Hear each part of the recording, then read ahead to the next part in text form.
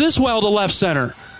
Get going, baby. For Merrick, it is gone. Merrick Matthews, his first career home run is a 3-run blast. Matthews, boom. 0-1 to Ben. Crushes this to deep left center. Get going, baby. It is gone. He heard you, John. Ben Wilmus, a 3-run shot to left center, one of the deepest parts of the park. And Wilmus crushes it. Boom! But the Gamecocks would clinch the series with a 6-1 win on Sunday. Runner at third base with 2 outs. Here's the 2-1 delivery from Morgan. Line drive, base hit into left center.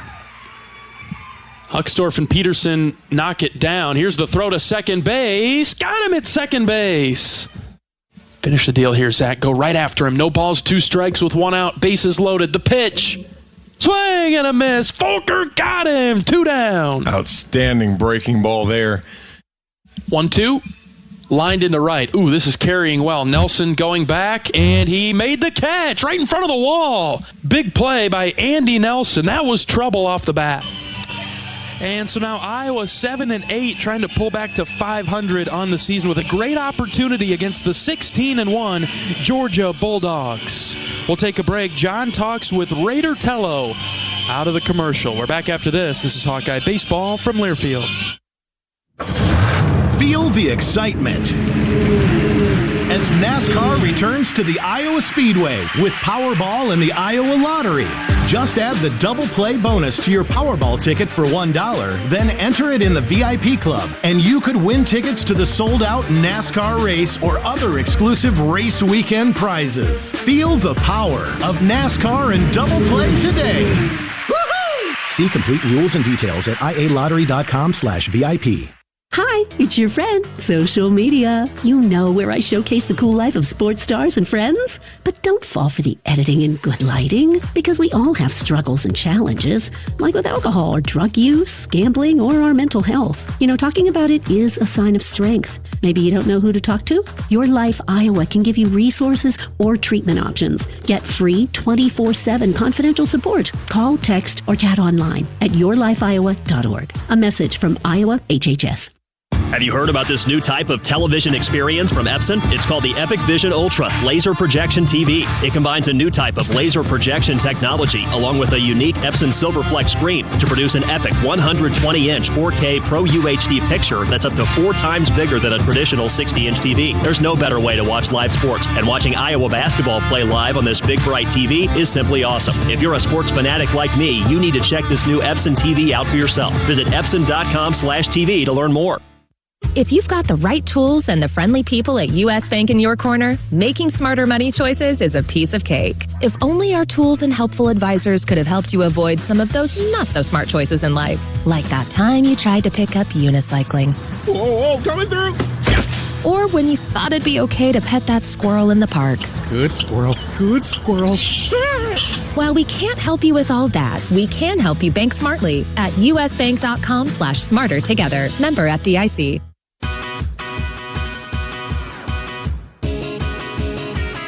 Welcome back to Hawkeye Pregame. We're here with Raider Tello. Raider, thanks for joining me today. Yeah, no problem. I'm happy to be here. So let's go back to the beginning. You know, last year was the first year. California kid. How did you get to Iowa City? Okay, so, I mean, if we had to backtrack, it starts at the University of Portland. COVID hit, and I was coming back home. I was telling my parents, I was like, you know, I don't know if I want to do this whole baseball thing anymore. I don't think it's for me. And my dad was, like, on the plane just telling me, like, just text one of the JUCO coaches around here. If there's a spot, take it. If not, like, you could just go to school. So I text one of the JUCO coaches, and it's like the last spot available on the roster. So I go, I play well at my JUCO, and the crazy thing about getting to Iowa is that Coach Heller coached one of my travel ball coaches when he was in college. So my travel ball coach was up at Upper Iowa, and Heller was texting him one day, and he was like, you know, we need infielders, you know, we're going to lose a couple. And my old coach was like, you know, there's this kid at Pasadena, he's hitting the ball pretty well, you should go check him out. They checked me out, they liked me, and that's how I ended up here. And it's been pretty great to be here, if I'm going to be honest. So from on a plane to not sure what you want to do to Iowa and really, last year I'd say, you hit well last year. It seems like you found, and you told me toward the end of last year, I've got more power. I've hit the ball. I've hit the ball hard and had hard luck. Right. How did you got a big personality? How do you bring that into now confidence, leadership, all of that stuff with the team now in your second year? I mean, I think a lot of it does have to do with the plane ride home. Like, nothing's guaranteed. So I'm like, okay, if I'm going to go out there, I'm going to be the same person every day. I'm going to try to have fun because, I mean, at the end of the day, there is going to be a life after baseball, whether for me that is this season or like 10 years, 15 years from now. Whatever happens, there's going to be a day where I put on or take off my cleats for the last time, so might as well make the most of it. So, and that's pretty cool. I mean, it's a great attitude to have. You're not guaranteed anything, whether you're the best or the last guy on the roster. Yeah. So, kind of go to you have always been a third baseman? I was actually a shortstop. I was a third baseman from like 10 to 12 years old, and then a shortstop for my freshman year of high school. And then I got moved back to third. And then I got moved back to shortstop at JUCO. And then I got moved back to third at Iowa. So if I had to choose, I am 100% choosing third base. I mean, I'm not saying I'm not athletic. Well, I kind of am. I'm not the craziest athlete in the world. So I think third base is a little more my speed comparative to shortstop. But like, if I need to play shortstop, I play a pretty good shortstop. Roll over there and get it done. Yeah. How about the rocket shots you get there at third base? Oh, I mean, it comes with position. It's called the hot corner for a reason. I mean, it's cool. I mean, I guess it's fine because, if you make the play, it's a great play. If you don't make the play, it's like, well, they hit it 109 at you, so what are you supposed to do? But, I mean, I like 30. It's more of just reaction-based. Like, you got to trust yourself, trust your reaction, so that's more my speed. So what's more fun, stealing the base hit from the guy, maybe you make that backhand play down the line and throwing him out, or 105 to right center field and getting it over the fence? Oh, jeez. It's got to be a home run. I mean, like, I think it's because the plays you don't necessarily like dictate. You could have a whole weekend where they don't hit anything at you, but at least in my spot right now, I'm gonna have at least 12 at bats to do it. Like, so when you do it, it's like, oh, let's go! Like, finally, I did it again. So I mean, I'm just gonna go up there, keep taking the same swings, and then just hopefully keep playing the same defense. So before we finish up, I got to get something. We've talked about your dad and Blake Guerin are the mayor and mayor pro tem of Iowa City. Tell everybody. I mean, the one thing that I think that I want everybody to know about you is how important family is to you. Oh, my family means everything to me. I mean, like, they're like the biggest reason that I am here. But they mean everything to me. They're the world to me. I mean, I'm really close with everyone in my family, especially my sister. Like, that's my best friend. And I mean, I wouldn't be here without them, so I owe everything to them. So it's super cool seeing them come in. Your dad makes more than the rest of your family, but it's great seeing you after games with everybody. Yeah, I mean, my dad talks to. If it breathes, my dad's probably going to try to talk to it. It doesn't matter if it's human or not. So, but that's basically it. So, looks like we're getting ready to stretch, so I better let you go. But thanks for your time, Raider. Thank you, John. Raider Tello, Hawkeye third baseman. We'll be right back with more Hawkeye pregame. This is Iowa Hawkeye baseball from Learfield. The Burger Shed is a burger lover's dream come true. Our handcrafted burgers are made with a signature blend of certified Angus beef and smoky brisket, served with house-made pickles. But if you're looking for something other than a burger, don't you worry. We've got that too. Check out our wide variety of shed sandwiches, salads, and real ice cream shakes. Burgers, beers, and a bunch of BS. Burger Shed, Bass Pro Drive in Altoona. Around here, Jack Frost nips more than just your nose. That's why the Midwest gets Honda. Dependable, all-wheel drive, with heated steering wheel and seats to keep Jack Frost off your seat. Nice. Which will make it very happy. And since it's no fun to gas up in this weather, isn't it cool that Honda has such legendary fuel efficiency? New Hondas are arriving, but so is Mr. Frost. So see your Central Midwest Honda dealer. Honda gets the Midwest. Welcome back to the Nitrogen Stabilizers Draft. Optonite Technology, first pick, just like the last 46 years. That's what we love about this sport. We just don't know. We know. It keeps nitrogen in the corn's root zone for 8 weeks. Compare with 2 weeks for others. With the first pick, farmers select Optonite Technology from Corteva Agriscience. That's it. I'm going for pretzel. The pick is in. Optonite Technology from Corteva Agriscience with Inserve and Instinct Next-Gen Nitrogen Stabilizers. American Equity salutes today's hero of the game. As a proud sponsor of the ongoing recognition of our military during Hawkeye games this season, please join American Equity in thanking all who have served our country. American Equity is more than just retirement savings and income products. They are committed to providing you best-in-class service and high-quality retirement income that helps deliver the independence to dream and reach your goals. To learn more about American Equity, please visit their website at american-equity.com.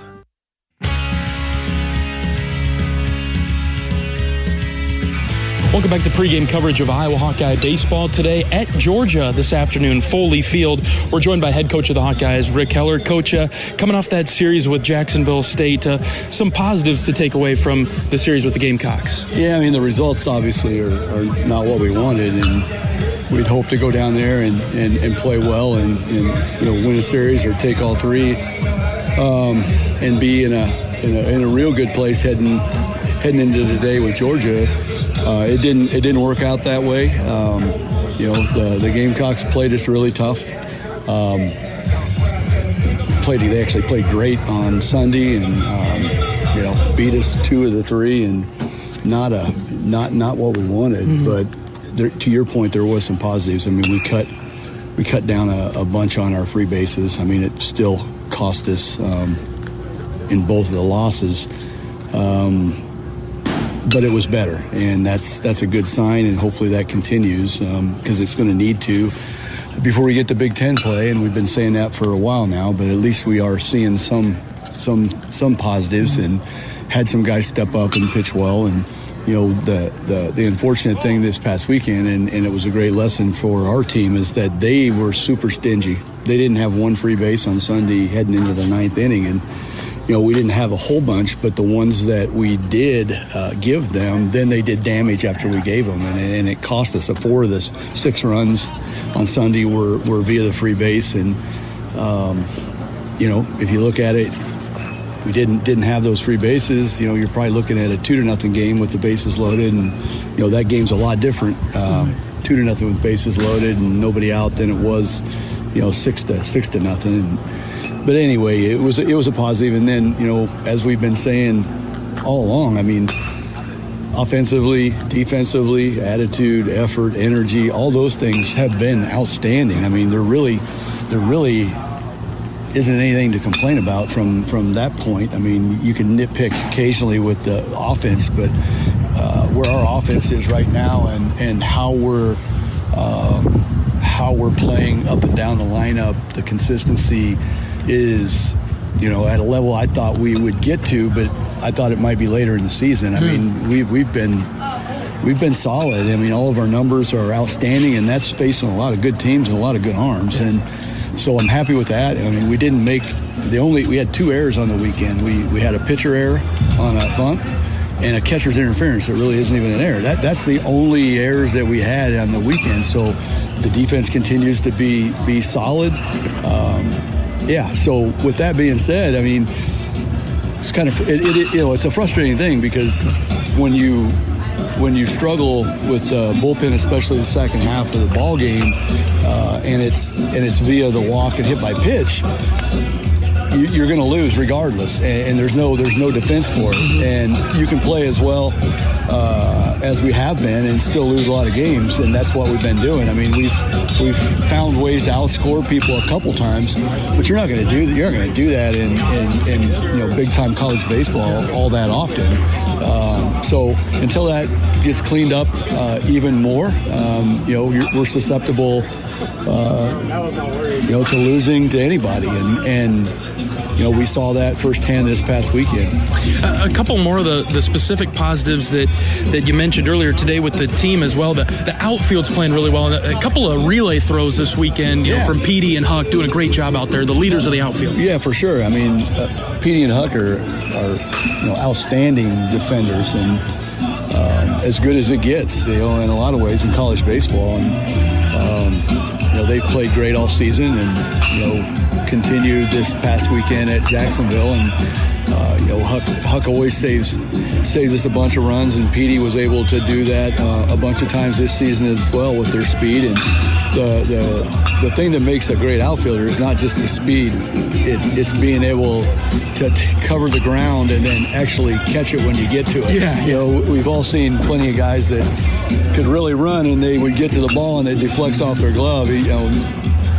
99 out of 100 when Huck touches it, it's caught. Mm-hmm. And Petey has really developed his outfield, in the last couple years, and he is a plus outfielder as well that could play center field in a second. And so I'm really pleased with how the ball club's playing, and not pleased that we're not winning games, but it's a weird game, and quite frankly, we've had some bad luck and things haven't gone our way, and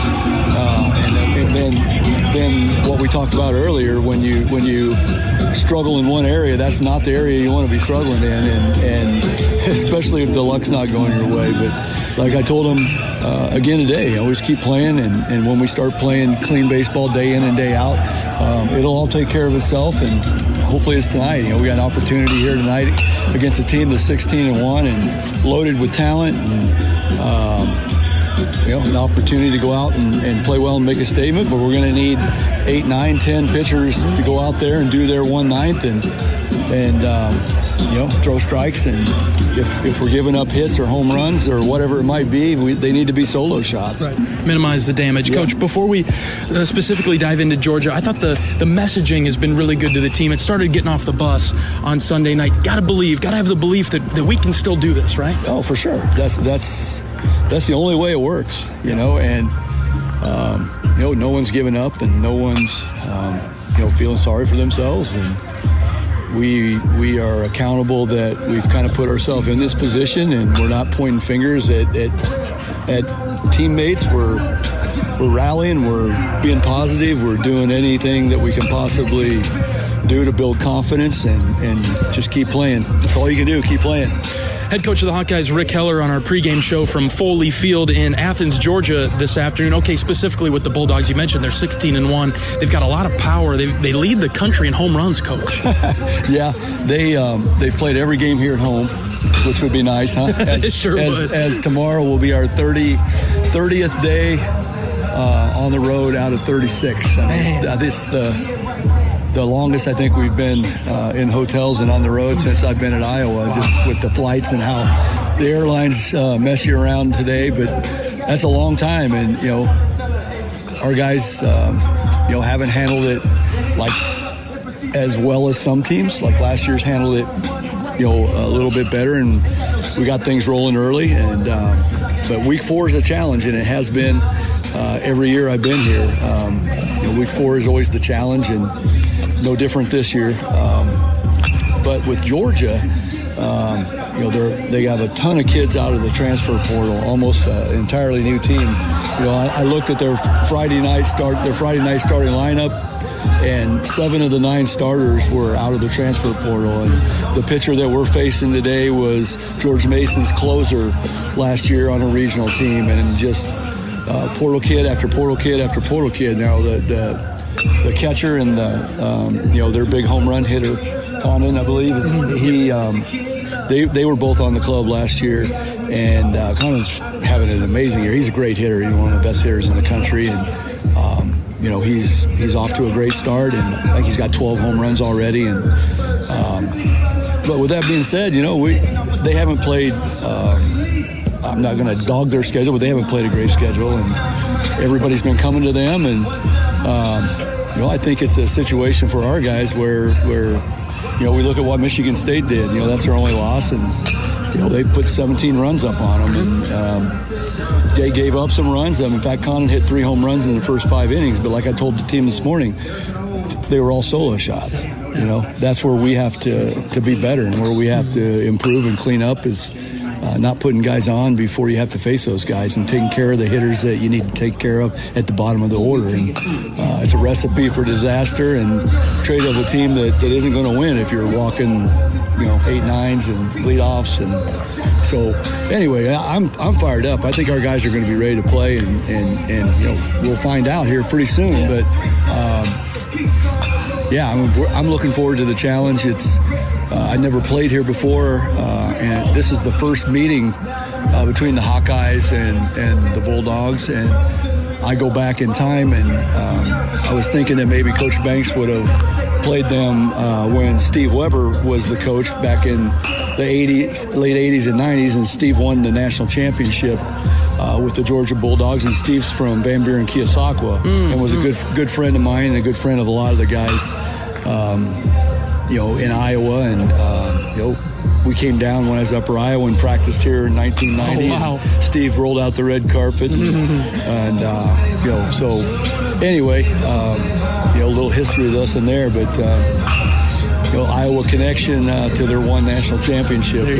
But I was shocked that they had never played. As long as we've played baseball, 33 years or so. There's not too many of them when Sam Bazer, our SID, will say, this is the first meeting, and he told me that this morning. I was like, whoa, that surprised me. Yeah. Well, let's get up on the series 1-0 on them. How about that, Coach? That sounds good. Do you think maybe your team has the underdog approach now with how the first few games have gone, or going up against a team that's 16-1, and maybe your team thrives a little bit more in the underdog role? Yeah, maybe. I mean, who really knows? But I guess the way I was kind of looking at it was that, if you're going to be a championship team, you have to embrace opportunities to play the best and play your best and bring your best. And whether it was tentativeness or lack of confidence or fear or whatever from certain guys, I didn't really feel that from everyone. I did from certain guys, and anytime we talk in generalities like that, you're not talking about everyone. But unfortunately, in this game, it only takes, if the wrong guy is there, and it doesn't matter if all the rest of them do believe or are taking that approach, and that's what we've been talking a lot about. It takes everyone. You're only strong as your weakest link, and everybody better be ready to go. And if we don't embrace challenges like this, then we're not who we think we are. That sounds like a couple of keys to victory right there, Coach. That sounds good. Thanks, John. We'll let you go. Good luck today. Head coach of the Hawkeyes, Rick Heller, on our pregame show from Foley Field in Athens, Georgia. It's Iowa and Georgia of the SEC coming up right after this. This is Hawkeye Baseball from Learfield. Around here, Jack Frost nips more than just your nose. That's why the Midwest gets Honda. Dependable, all-wheel drive, with heated steering wheel and seats to keep Jack Frost off your seat. Nice. Which will make it very happy. And since it's no fun to gas up in this weather, isn't it cool that Honda has such legendary fuel efficiency? New Hondas are arriving, but so is Mr. Frost. So see your Central Midwest Honda dealer. Honda gets the Midwest. Even the simplest act can set a chain of good in motion. Like choosing Delta Dental of Iowa for your dental and vision insurance. Because we invest in your community. So whether you get your plan at work or purchase it through us, you make a difference for others. Visit sharinghealthysmiles.com and choose Delta Dental for your smile, for your health, and for your community.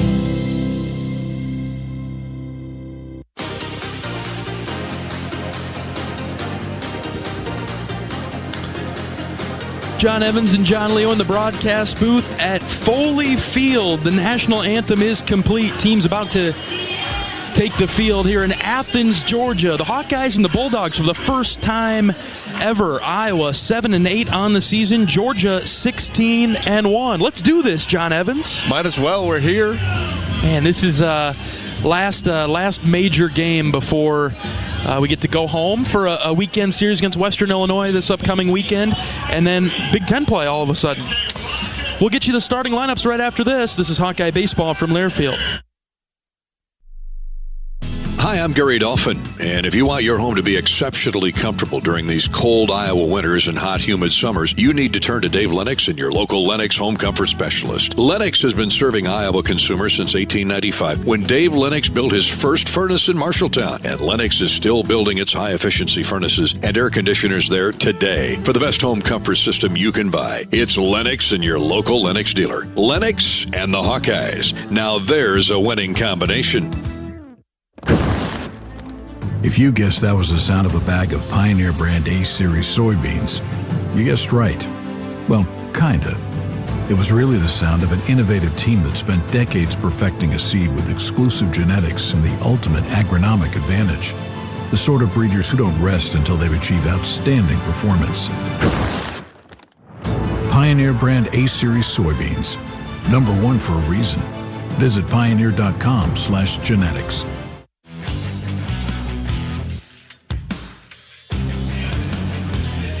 Before we get you today's starting lineups ahead of the Iowa Hawkeyes and the Georgia Bulldogs, let's pause 10 seconds for station identification, 10 seconds for station ID. This is Iowa Hawkeye Baseball.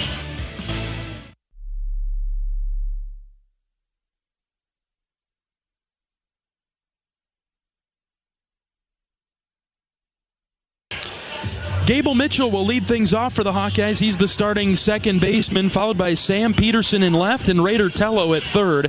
Middle of the order for Iowa today, Reese Moore is the DH, Kyle Huckstorf out in center, Andy Nelson the starting first baseman.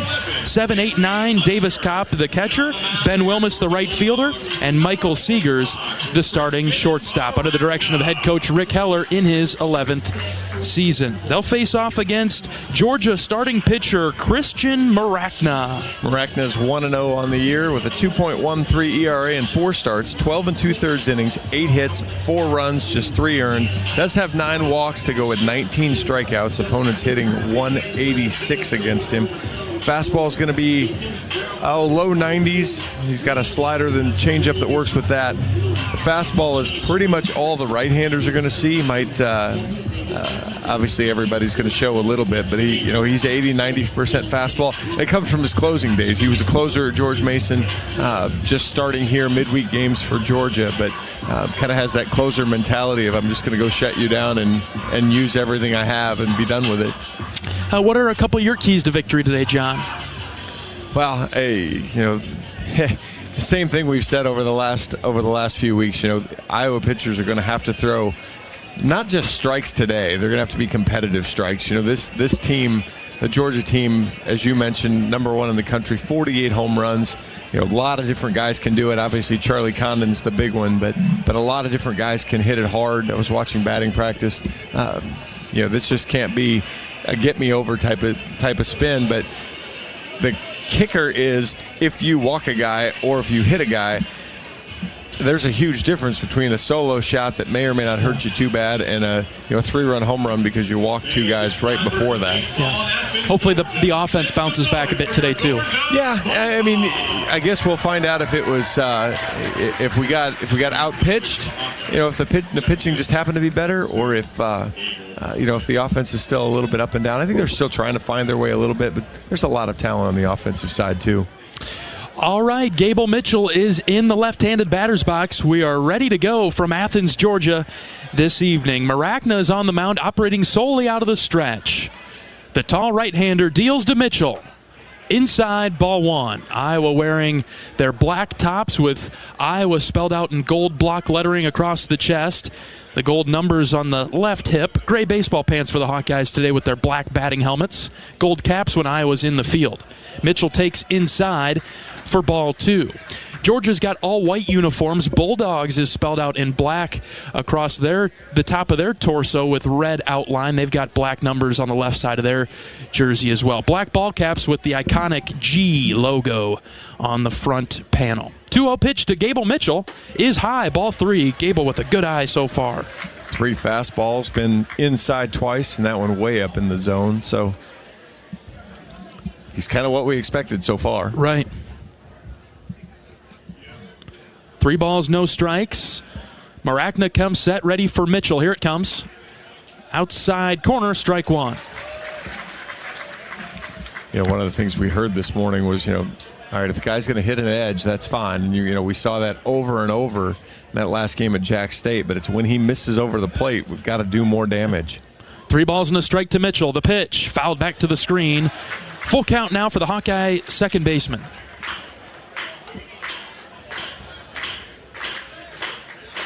Maracna's worked back to fill the count. Good crowd here for a Tuesday night. Really nice crowd. 5:05 local time.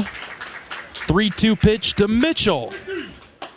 High, ball 4, leadoff walk to start the game. Pretty nice ballpark. Dimensions, 350 down the line in left, 370 in left center. Straightaway center doesn't have a number out there. 405. 405 with a big green batter's eye out there in center. 370 in right center, but 314 down the line in right. Short porch over there. Really cool out over that right field wall.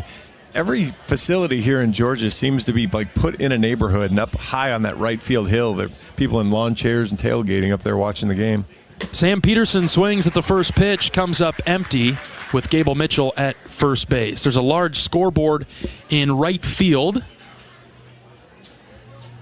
and a line of trees just beyond the wall, around the entire outfield wall.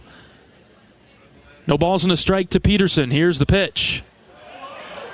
Low, ball 1.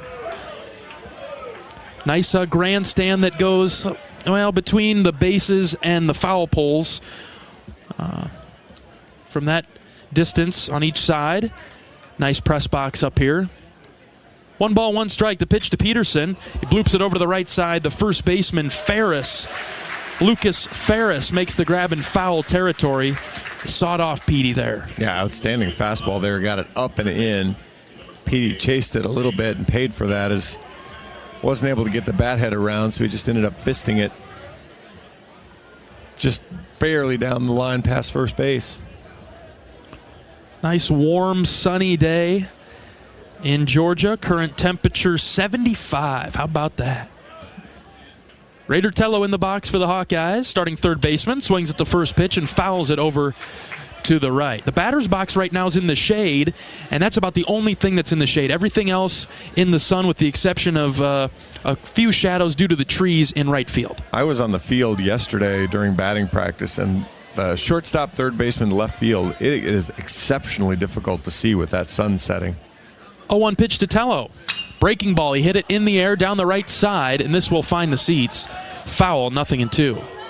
One of the things they talked about, too, at the scout this morning was forcing him down in the zone. His strikeouts came from up in the zone, and right now, Petey fouled a pitch off that was up and in, and Raiders swung at the first 2 pitches that were both high. So I was going to really need to try to manage that and not get too far up in the zone. 0-2 to Tello. Swing and a miss. If you have 2 strikes, you have to, but that's the problem with swinging early at some of those strikes, is 93 miles an hour up in the zone is really difficult to handle. 2 outs in the inning for Reese Moore. Gable Mitchell still standing out at first base. Iowa felt as though that they could run on this Georgia pitching staff and defense, although Maracna has a quick move to the plate. Team's pretty successful running on the Bulldogs.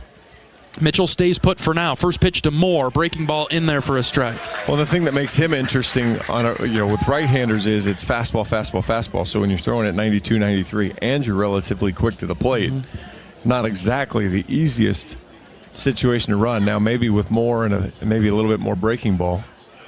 0-1. Fastball called a strike inside corner. 0-2 for Moore. And he works mostly on the first base side of home plate, so he's going to try to tie Reese up here, and so whether you back off the plate just a half a beat. 0-2 delivery to Reese. Swing and a miss. Back-to-back strikeouts to end the top of the first. So a leadoff walk for Gable Mitchell, but then the Hawks go down 1-2-3 after that. Elliot Cadu-Lanu gets the start for Iowa on the mound. He's making his way to the rubber right now. We're back after this. This is Hawkeye Baseball from Learfield. The silly moments, The proud moments, even the hard moments, they're what make life remarkable. And they're why Wellmark Blue Cross and Blue Shield is here for every moment. Committed to making healthcare better, more affordable, with more choices for care. And service and coverage that give you peace of mind no matter what comes your way. So you can show up for every tender moment, every brave moment, and every wouldn't miss it for the world moment, knowing that Blue is here for you. Go to Wellmark.com/every moment to find a plan right for you. Does your company attire make you feel like you're always fourth and long? It's time for a change. Hand the ball off to Authentic Brand and watch your team transform into MVPs. On game days, our team dresses like champions in Authentic Brand. Ensure that your company's reputation remains untarnished by using nothing but the label specifically designed to display your company's identity. Ask your supplier for Authentic Brand products and see for yourself why it's more than just a label. It's a statement.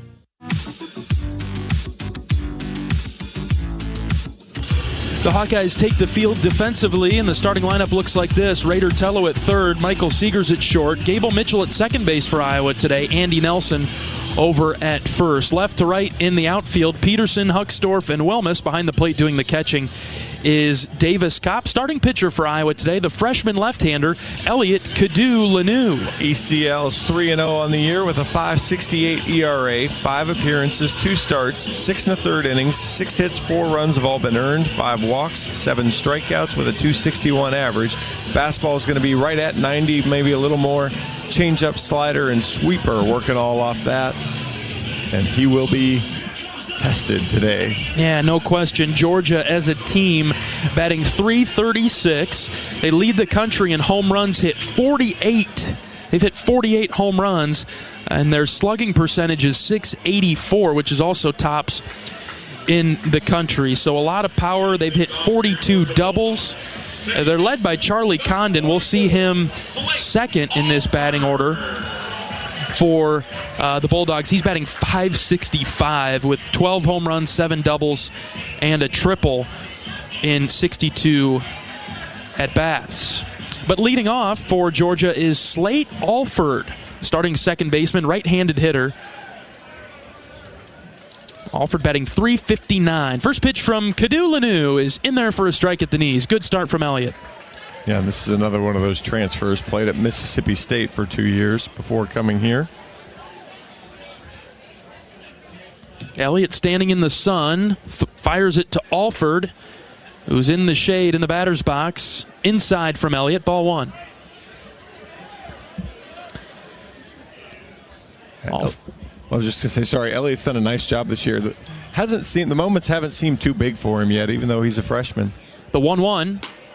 Good spot, but it's inside and low. Ball 2. 7 home runs, 5 doubles for Alford this season. He's got 25 RBIs, which is tied for the team lead for Georgia. The Bulldogs 16-1 this year. Their only loss to Big Ten, Michigan State. The 2-1 pitch is high and out, ball 3. Pretty impressive when your leadoff hitter is tied for your team lead in RBIs.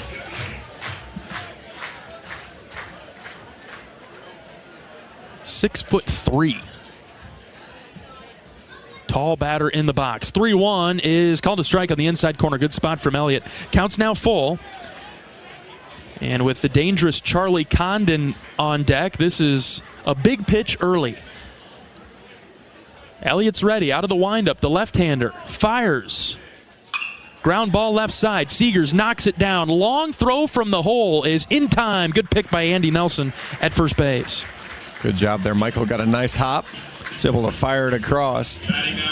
And you're mentioning, whether Condon comes up in that loss against Michigan State. Condon hit 3 home runs. They were all solo, though, because Michigan State did a good job of limiting the extra stuff around. So even though he hit 3 home runs, didn't account for extra runs. 6'6", 216 pounds in the box. And he watches strike 1 go by from Kadu-Lanu. I don't really want to see it, but routinely has 110-plus exit velocity. That's a pretty quick number. Batting .565 in 62 at-bats. As he pops this up to left field, Peterson's going back. He's at the track, he's at the wall, and that's a solo home run for Charlie Condon, his 13th of the season. I really feel like I got robbed, though. The exit velocity on that one was 97, and it went 380. I'm not even sure it cleared the pine trees out there. So, well, initially off the bat, it didn't look that great, John. I said he popped it up because it didn't feel like something we typically see from a home run. The reason is it was a really good pitch from Elliott. The ball's inside, barely on the inside part of the plate. It's just you ran into a professional hitter. Yeah. That was able to get the barrel out and around, and not only get it out and around, but was able to really keep the ball fair easily.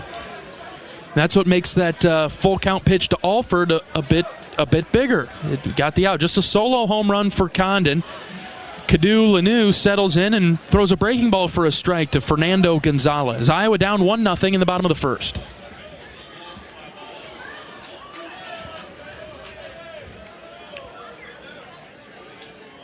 Fastball just outside from Elliott. Yeah, no real breeze to speak of, so it's just a guy being strong. 1-1 pitch from Kadu Lanu. Line drive, base hit into right. Wilmus drops down to a knee to knock it down. Back-to-back hits for the Bulldogs. They've got a runner at first with one out. It's another pretty good pitch. 81-mile-an-hour breaking ball on the very outside part of the plate. You talked about today for Iowa's pitching staff, it's going to take more than just throwing strikes. They need to be competitive strikes. It's felt like Kadu Lanu has done a nice job mixing it up in location. George is just doing a nice job hitting. Yeah, he's thrown two really good pitches that got hit hard. That happens sometimes with good hitting teams, so he's got to keep doing work here. The right-handed hitter Logan Jordan steps to the plate. Elliott fires high with a breaking ball. Jordan is the starting right fielder. Batting .278 on the season for Georgia. 36 at-bats, got 10 hits. 9 strikeouts, but he has drawn 7 walks. 1-0 pitch, swing and a miss, way out in front of that. Count even at 1. He's a grad transfer from Campbell, so again, a song you'll hear a lot as it relates to the Georgia lineup. Short lead at first base for Gonzalez. The 1-1 delivery. Lined back to the screen. That's a foul ball. 1-2. Coach Heller talked about it. 7 of the 9 starters a couple of games ago for Georgia were out of the portal, were transfers. And I guess maybe you could expect that with a first-year head coach here as well. Well, correct. You kind of got to get your own in this day and age. When the coach leaves, the players kind of leave immediately after. 1-2 from Elliott is bounced foul to the Iowa dugout over to the left. So unless you can speed higher or kind of know immediately who you're going to drop into higher, there's going to be some roster attrition. And it's just a matter of how good are you at reloading after. Kadu Lanu takes a deep breath. He's set with the 1-2. It's on its way home. Swing and a miss. Elliott threw it right by him to strike out Jordan for out number 2. Elevated that fastball 90 mile an hour right at the top of the zone. And now 2 outs for Paul Tates. Yeah, Condon is just going back to him for a second, consensus All-American, first-round draft pick potentially in June or July, I guess it is now, but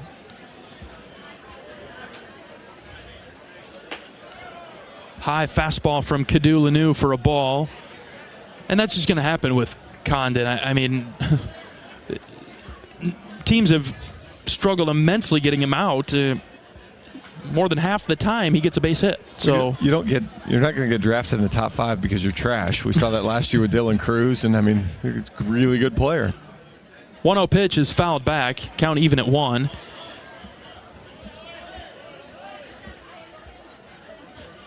I mean, he's in the high 7-figure range for where he's projected to draft. He's not hoping to scrape by somewhere. Yeah. He's in the really good spot range. I suspect we'll see plenty of him later down the road. Blooped into right field. This is down the line, and it will get foul into Georgia's bullpen in the right field corner. 1-2. Overall, so far, so good, with the exception of the home run from Condon. Elliott's looked settled in. Yeah, he's been in the zone. Ran the count full to the leadoff hitter, but he's been otherwise in the zone. And there was a huge emphasis to work ahead. So 1-2 pitch now. He should have some opportunity. Called third strike. Elliott got him. He shook off a couple of signs, and he wanted the fastball in the high outside corner. And Kadu Lanu, with a couple of strikeouts in the inning, limits the damage. Just one run for Georgia. We'll head to the second right after this. This is Hawkeye Baseball from Learfield. Are aches, pains, or injuries keeping you on the sidelines? At Athletico, our movement experts are here to help you turn your setbacks into comebacks and create a personalized game plan for your recovery. With no prescription or referral needed, Athletico Physical Therapy is where your comeback story begins. Get started today by scheduling a free assessment at athletico.com. Proud partner of the Iowa Hawkeyes. The Burger Shed is a burger lover's dream come true.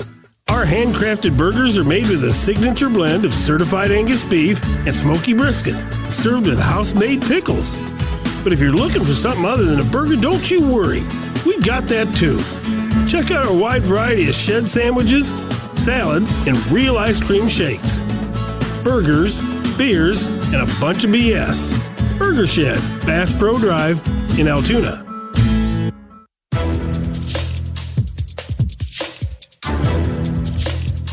This copyrighted broadcast is an exclusive presentation of Learfield under the broadcasting rights granted by the University of Iowa. Reuse of this presentation is prohibited without the expressed written consent of the university and Learfield. Announcers are provided by Learfield and approved by the university. Hawkeye Baseball is brought to you by Riverside Casino and Golf Resort, home of the Draft Day Sports Lounge, a luxury hotel and spa, 5 restaurants, and more, just minutes south of Iowa City. Kyle Huckstorf, Andy Nelson, Davis Kopp coming to the plate for the Hawkeyes in the top of the second, trailing Georgia 1-0. Solo home run from Charlie Condon. But a couple of strikeouts from Elliott Kadu Lanu. Nice job to limit the damage in the first. All right, Huckstorf in the box. First pitch to him is a breaking ball high. Do you think the radio announcers get bored of calling Condon? Is that like the year that Brent Balbinot called Jake Adams here at Iowa?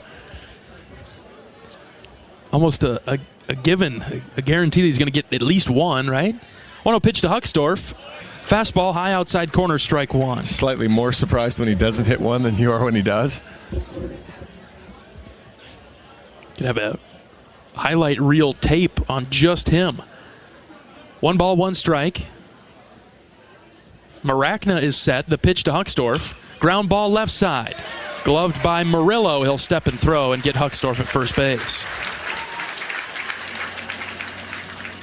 Yeah, the couple sliders that Maracna's thrown haven't really been anywhere near the zone. I'm not even sure if you'd call them show pitches right now, but and you can tell that he's throwing it too. Yeah, there's a little bit different. He really, that was the first one I think I remember to a right-handed hitter. He's tried one to Moore and actually I don't think he got one to Mitchell, but been kind of staying that way to the left-hander a little bit, but not a lot of variety in his pitches right now. Andy Nelson up for the Hawkeyes now. First pitch is a strike. Of course, as I say that, he throws the breaking ball right at the top of the zone to Andy. It's a very high pitch, though. He hasn't missed low with it. It's been all upstairs. Maracna's got a nice head of lettuce. He's got long hair flowing out the back of the ball cap. The tall right-hander is ready. The pitch to Nelson. Hit in the air to shallow right. Second baseman Alford moves back. He's got it with ease. Some weak contact for Iowa in the second inning. Yeah, Maracna's doing a nice job of really not being in the middle of the plate again. That one, that one's the same place Condon hit a home run on, but it was down and in, or kind of middle of the zone and in. Just a tough spot, and if you try to hit that to right, it's not going anywhere. You've got to try to get the bat head out and around it. Davis Kopp will walk to the batter's box now for Iowa, the starting catcher today, right-handed hitter. Fastball low and out. Sebastian Murillo's the third baseman. Colby Branch at shortstop for Georgia. Slate Alford at second. First baseman is Lucas Ferris. Outfield left to right, Paul Tates, Charlie Condon, and Logan Jordan. 1-0 pitch to Kopp. Hit well to right. Carrying well. Get going, baby. It is gone. Davis Kopp. Deputy Davis with the home run to right, and we're tied. Boom. 91-mile-an-hour fastball right in the middle of the plate. It was down, but it was right in the middle of the plate. Kopp went with it. 99-mile-an-hour exit velocity. Took advantage of the shorter porch in right field. Hits at 342. Carries it over the wall. We're tied at 1. 314 out there down the line in right. There's a lot of opportunities for the Hawkeyes to go opposite field for the right-handed hitters. Davis Kopp, after getting Sunday off, didn't play in the finale against Jacksonville State. Rest him up a little bit. How about that for the return? Well, if your lower body doesn't feel great, the best way to not have to sprint around the bases is to hit it out of the park. Yeah, you can take your foot off the gas a little bit. Jog. Home run trot. We're tied at 1 in the second. Ben Wilmus comes up for Iowa now. Good piece of 2-out hitting. Get something going with 2 outs. That wasn't weak contact, John. 1-0 to Wilmus. Check swing. He knocked it foul over to the left. Probably going to be a strike anyway, so probably better that it leaked foul than swinging bunt at anyone.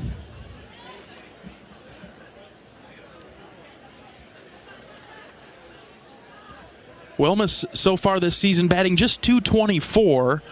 On base percentage a tick below 400. 1-1 to Ben. Ripped into center. Center fielder Condon sprinting forward. He's got it in the left center field gap to retire the side. But the Hawkeyes tie it up courtesy of a Davis Kopp home run to right. 1-1 between Iowa and Georgia. We're back for the bottom of the second inning right after this. This is Hawkeye Baseball from Learfield. The silly moments, the proud moments, even the hard moments. They're what make life remarkable. And they're why Wellmark Blue Cross and Blue Shield is here for every moment. Committed to making healthcare better, more affordable, with more choices for care. And service and coverage that give you peace of mind no matter what comes your way. So you can show up for every tender moment, every brave moment, and every wouldn't miss it for the world moment. Knowing that Blue is here for you. Go to Wellmark.com/every moment to find a plan right for you. Feel the excitement as NASCAR returns to the Iowa Speedway with Powerball and the Iowa Lottery. Just add the double play bonus to your Powerball ticket for $1, then enter it in the VIP club, and you could win tickets to the sold-out NASCAR race or other exclusive race weekend prizes. Feel the power of NASCAR and double play today. Woohoo! See complete rules and details at ialottery.com/VIP.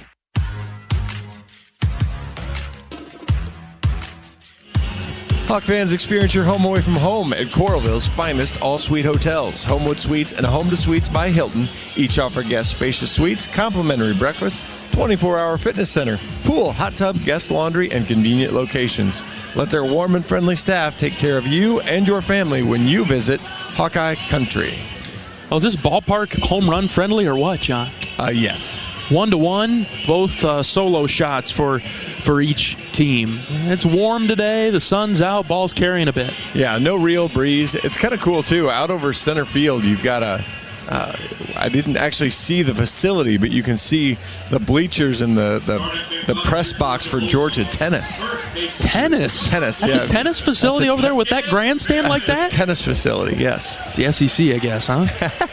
All right, Lucas Ferris will lead things off for the Bulldogs.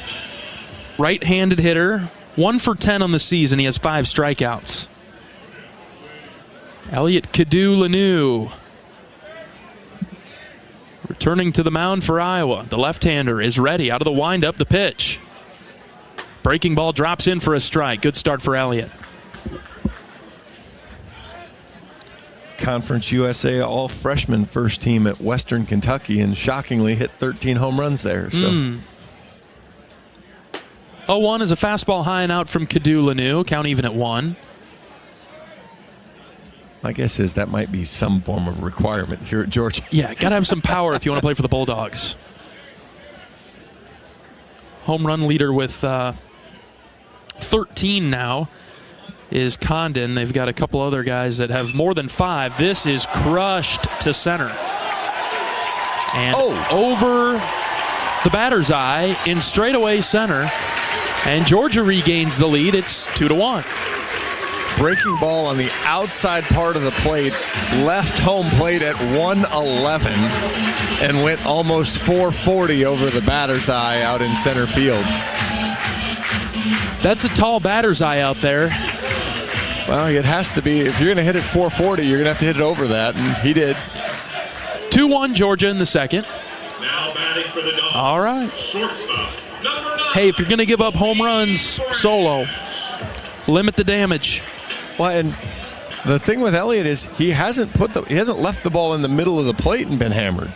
Right. I mean, he had one on the inner part of the plate to Condon. That was on the outer edge. Fastball high and out from Kadu Lanu. This is Colby Branch starting shortstop. Branch batting .242. He's got some power as well. 5 home runs on the season. Right-handed hitter, 1-0 pitch. Inside corner, nice one from Kadu Lanu. That's a strike. Beautiful change up there. Well, the breaking ball there, but just change of pace. Yeah. 2-1 Georgia, bottom of the second. The 1-1. Ground ball, look out in the Iowa dugout. It ricochets off the front fence. Counts 1-2. Branch was the one that was on his recruiting visit. He missed the head coach, the head baseball coach, and instead got to talk to the head football coach. Kirby Smart might be a good stand-in. Yeah, I think that could pass. 1-2 is ripped just foul at third. I'm sure Kirby has a few recruiting pitches up his sleeve, right? He might have some sway when he talks to a recruit, whether it's baseball or football. 1 ball, 2 strikes to Branch. Nobody out in the second. Is it possible he got confused about the football NIL and the baseball NIL, though? That could be on him. Pitch way inside from Elliott. Count even at 2.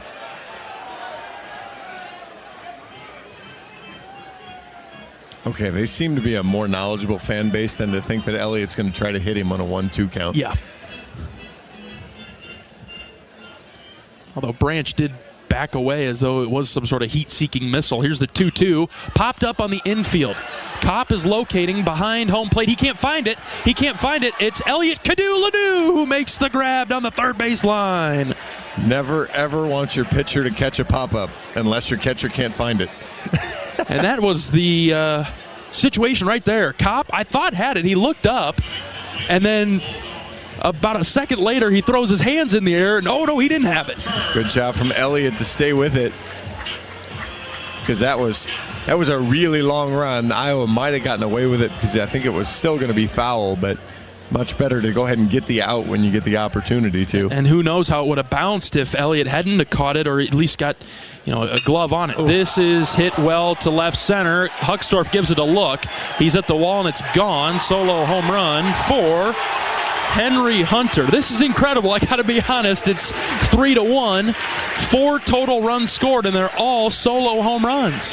That ball was down and in. I mean, caught a lot of the plate, but still down and in. But left home plate at 102, went 394 over those evergreens in left center. That's an opposite field job there. Second home run for Hunter on the season. All right, let's just have the Hawks outscore them, I guess. Although we did know that it was not going to be a pitcher's duel today. Coming in, there was very little chance it was going to be a pitcher's duel. You wouldn't have expected a 2-1 game here. So, Coach McGrath's going to go out and talk to Elliott. You could see he was a little frustrated there. The kicker is, and there's been a lot of talk about it, whether it's been in the clubhouse at Iowa. Heck, we've seen it on the message boards. Just throw strikes. And that's Elliott has to stay focused on that. I understand that 3 of those balls haven't been exactly what he wanted after just throwing strikes. But the fact is, it led to 3 runs rather than 7, right, or something more substantial. And he hasn't pitched poorly. This is a good hitting baseball team. Yeah, it'll be fun to follow Georgia through the rest of their season and see if they can keep producing like this. what do you think that conversation was like with Coach McGrath and Elliott right there? I can't imagine that it was anything other than, hey, just stay locked in, stick to the plan, keep doing your thing. I mean, it's 3-1 in the second. Yeah, just keep pitching and working to get outs. Keep trying to throw strikes. Are you hitting your spot? Are you committed to what you're trying to do and throw it through the catcher's glove? And I would say the answer to that is yes. To this point. Georgia's starting third baseman, Sebastian Murillo, their 9-hitter. He stands in. 3-1, Georgia, bottom of the second. Elliott deals. Breaking ball for a strike at the knees. Counts even at 1. Bases empty and 1 out.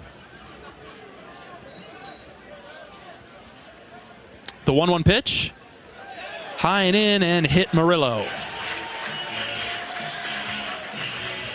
Caught him in the forearm. First free base awarded by the Hawkeyes today. And that's where you get into a little bit of trouble against Georgia. And that'll do it for Elliott. Hawkeyes going to the bullpen early. 3-1 Georgia in the bottom of the second inning. We'll take a pitching change break. We're back after this. This is Hawkeye Baseball from Learfield. The big game. Family. Friends. We know you count on Alliant Energy to deliver the safe, reliable energy you need, whether you're watching the game, cooking your famous burgers, or leaving a light on for loved ones. For us, it means going beyond the expected to make sure we're planning for the energy you need today and tomorrow. That way you can keep your eye on the ball and focus on what's most important to you. Find out more at alliantenergy.com/poweringbeyond. Want to test drive U.S. Cellular's award-winning network? It's free for 30 days. Want to test drive U.S. Cellular even faster? Just get a race car driver to be your personal chauffeur. Just let me buckle my... Whoa! Hey, my calls and data work great out here. Test drive U.S. Cellular free for 30 days. Named the leader in 5G coverage in Iowa. You can pull over now. Please? U.S. Cellular. Built for us. Terms apply. Awards based on open signal independent data. Visit uscellular.com for details.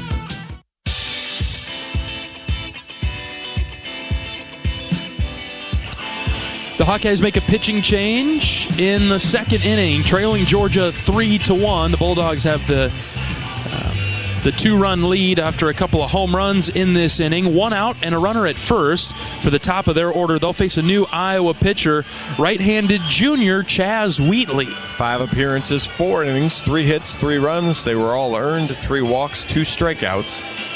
Chaz is going to get the fastball up there around 90 plus or minus. He's got a slider and a sweeper. Kind of a tall right-handed,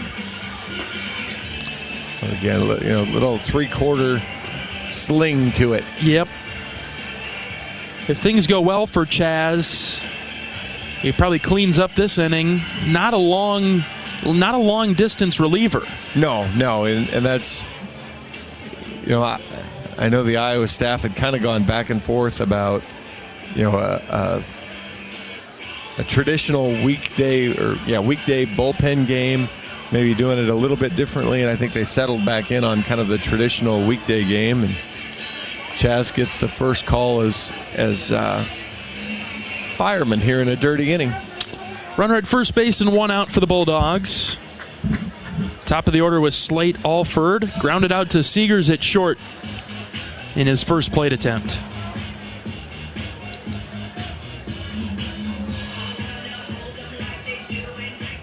Wheatley has enough movement on his pitches that it could cause some problems for Georgia. Throws hard. First pitch. Outside corner, strike 1. Another well-located fastball there, down and away.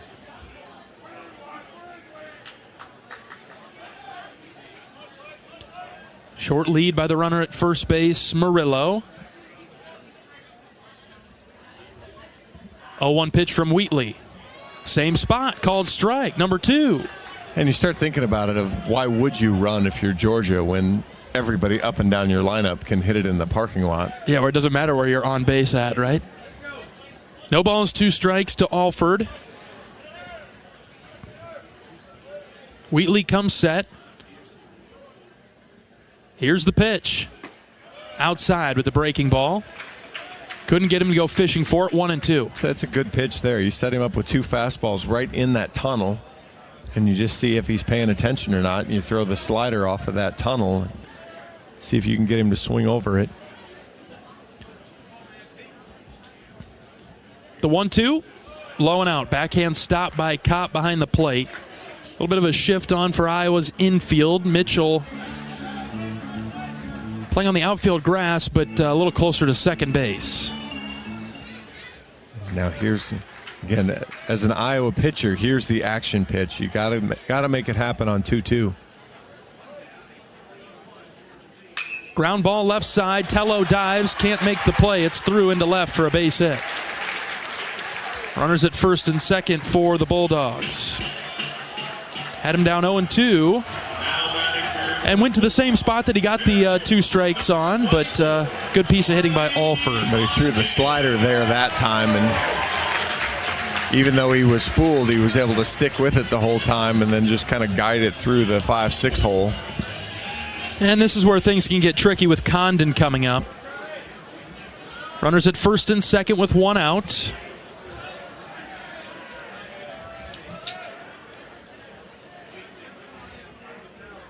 First pitch from Wheatley, inside.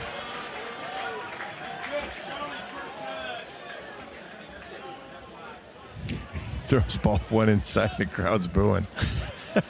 They want to see the action, right? Well, yeah, I guess I don't blame him there either. Although falling behind to Condon would help the Georgia hitter. Low and out, ball 2. Davis Kopp doing the pro move again as he switches baseballs up for Chaz. Get just a little break. Here's where you really have to trust your pitch and execute if you're Chaz. 2 balls, no strikes. 2 on for Georgia in the bottom of the second. They lead it 3-1. The pitch from Wheatley off the end of the bat, foul to the right side. That could have been trouble in a different type of way, right? Wow. That was almost really dirty. As he fisted that ball, it was a really good pitch from Chaz, down maybe even just a little below the zone, but inside. Condon kind of half cue balled it down the right field line, landed, 18 inches foul, 2 feet foul? 2 balls and a strike. The pitch from Wheatley, inside, ball 3. I get the idea of you pitching around him a little bit, but I don't know that there's any bonus anywhere here. Only 1 out. 3 balls and a strike. The pitch, hit him. Bases loaded. We kind of joke about this with Iowa hitters sometimes. On a 3-ball, 1-strike pitch, when it's going to hit you, you just as soon see Condon get out of the way because you don't really want him to get hurt on anything. Right. Granted, I'm going to give him a ton of credit for being way more bulletproof than me, but now you got a spot.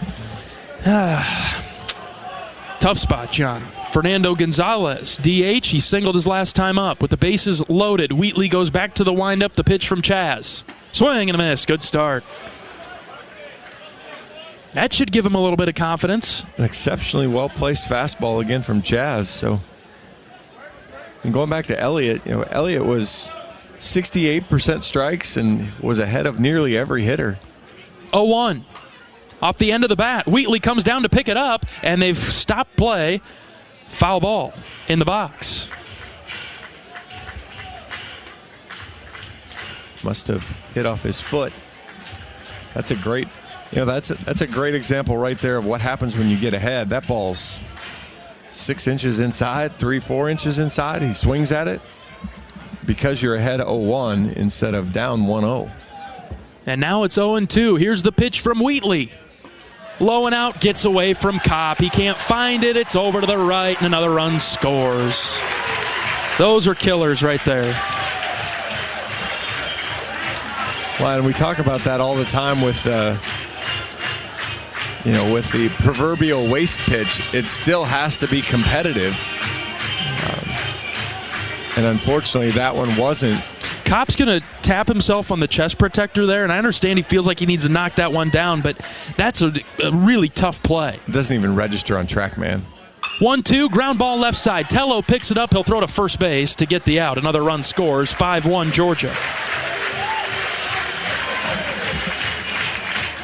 And you don't bounce that pitch. Tello's able to come to the plate because it's sharply hit enough. He can pop up, come to the plate for the force out. You might even be able to get 2 turned on that. All right, 2 outs in the inning now. Runner at second base is Condon. 5-1 Georgia. They've put up 4 runs in the inning.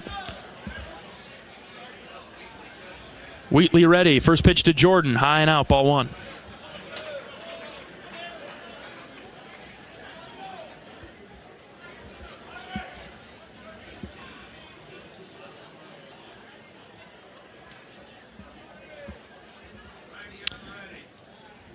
Wheatley deals. Low and out, ball 2.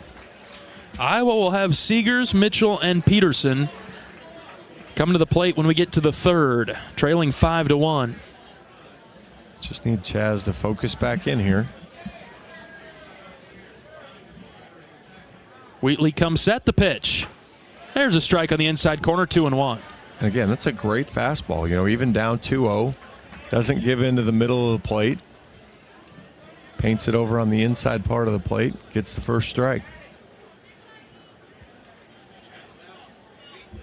Good spot there. The 2-1 goes outside corner, strike 2. He might have got away with one there. Not suspect Jordan would take that one again. He got a little bit more. The barrel zone. He got a little bit more plate than he maybe meant to get there. The 2-2. Ground ball left side again. Tello waits for it, picks it up. Long throw. Got him at first base. Georgia tacks on 4 runs, and they lead at 5-1. We'll be back for the third right after this. This is Hawkeye Baseball from Learfield. Around here, Jack Frost nips more than just your nose. That's why the Midwest gets Honda. Dependable, all-wheel drive, with heated steering wheel and seats to keep Jack Frost off your seat, which will make it very happy. And since it's no fun to gas up in this weather, isn't it cool that Honda has such legendary fuel efficiency? New Hondas are arriving, but so is Mr. Frost, so see your Central Midwest Honda dealer. Honda gets the Midwest. Are aches, pains, or injuries keeping you on the sidelines?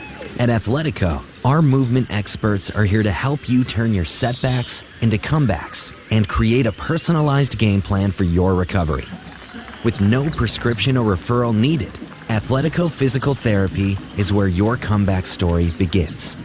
Get started today by scheduling a free assessment at athletico.com.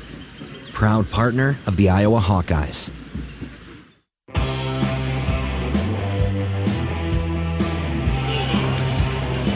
John Evans and John Leo in the broadcast booth at Foley Field, Iowa and Georgia this evening. Hawkeyes trailing early, 5-1. And that, trailing isn't what was expected necessarily, but an offensive showcase, that was certainly in the cards today. Now Iowa's got to do their part and get back in this one. Right, that's if you're facing the leading home run hitting team in the country, realistically, you're not going to hold them to 0 runs or 0 home runs. And so you have to be ready to score your runs. Now, did you want to have to score 5 after 2? No. But if the pitching staff buckles in, they'll be fine. And offense just has to get the wheels going and do their part now. One run was never going to win it. Let's look at it that way. Yes. Keep chipping away now. Michael Seegers leading off the third. Up and in from Maracna for ball 1.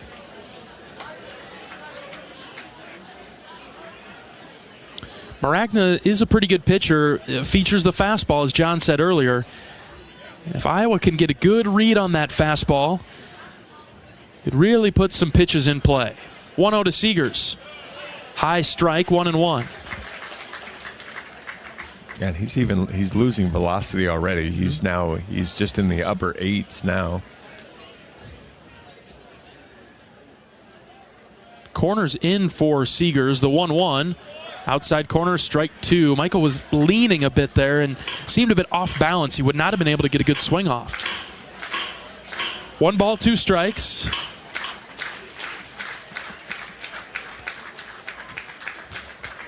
Pitch to Seegers. Outside, ball 2. Good spot.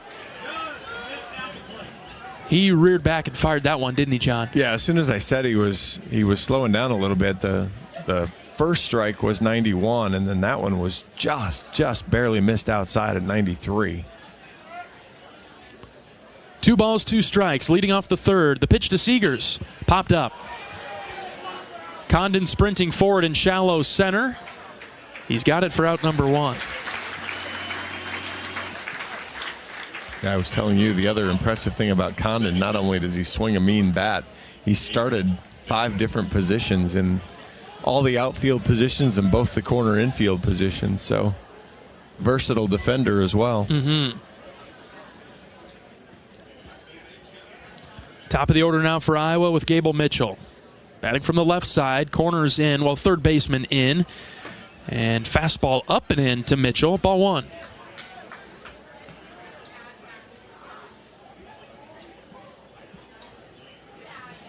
Oh, interesting field here. Turf wrapped around. All the foul ground is AstroTurf. Mitchell fouls it back to the screen. Count even at 1. Is that kind of backwards? Or whatever we call turf at this point. I don't know whether to call it AstroTurf anymore. But and then all of the actual playing surface is natural. So natural grass, cutout, dirt base paths, and cut out there around home plate and things. Count even at 1 for Mitchell. The pitch, he squares to bunt, pulled it back. That's high and out, ball 1. 2 balls and 1 strike, rather. Ooh, I think he might have fooled the umpire there. Looked pretty close. He ducked down a bit when he squared to bunt. Worked to his benefit. Yes. See if the Hawkeyes can manufacture some base runners first. The 2-1 to Mitchell. Popped up foul over to the left. Count even at 2. Georgia's got supreme power. If you want to get into home run derby at their ballpark, you're going to lose. So got to find a different way. It's kind of like playing Wake Forest at their ballpark. Right. You're going to create problems if you think you're going to just outslug them there. Yep. Base runners, stolen bases, get a few runs that way. The 2-2 to Mitchell. Ground ball left side, foul past Coach Bo down the line at third. And Davis Kopp did hit a home run earlier today. And it's not that Iowa isn't or can't hit one, but you're going to think, if it's just going to be a battle of how many, that's not going to go well for Iowa. So you're going to need to find some of these upper order guys to get on base, and then maybe for your more traditional power guys to get one done. 2-2 to Mitchell. Line drive, glove by the third baseman. On a hop, Murillo steps and throws to get Mitchell at first.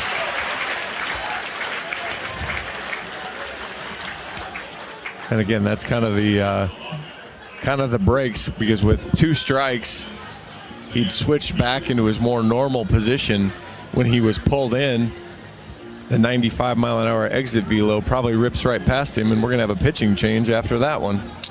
2 outs for Iowa in the third. The Hawkeyes trailing the Bulldogs 5-1. Pitching change coming up for Georgia. We'll take a pitching change break. This is Hawkeye Baseball from Learfield.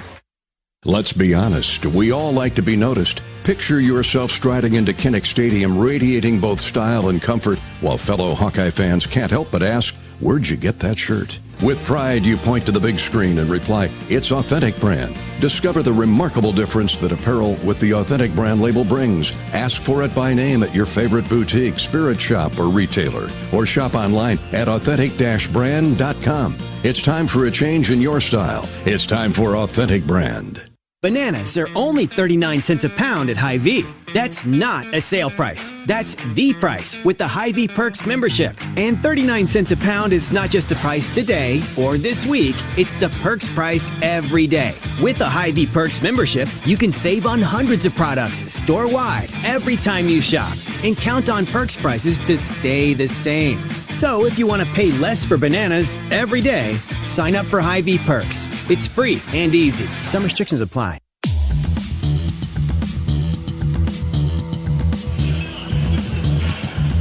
John Evans and John Leo in the broadcast booth at Foley Field. Iowa trailing Georgia in the midweek game this week 5-1 in the third inning. Bases are empty. There are 2 outs and a new pitcher into the game for the Bulldogs. They'll go with a right-handed sophomore, 6'7", from Warner Robins, Georgia, Coleman Willis, right-hander. An inning and 2/3. He's walked 2, struck out 3. Fastball is going to be right around 90, give or take. But really he's going to rely kind of on the cutter, but way, way over the top. And at 6'7" and over the top, you can imagine that release point going to be way, way up high. He's got a curveball and a slider.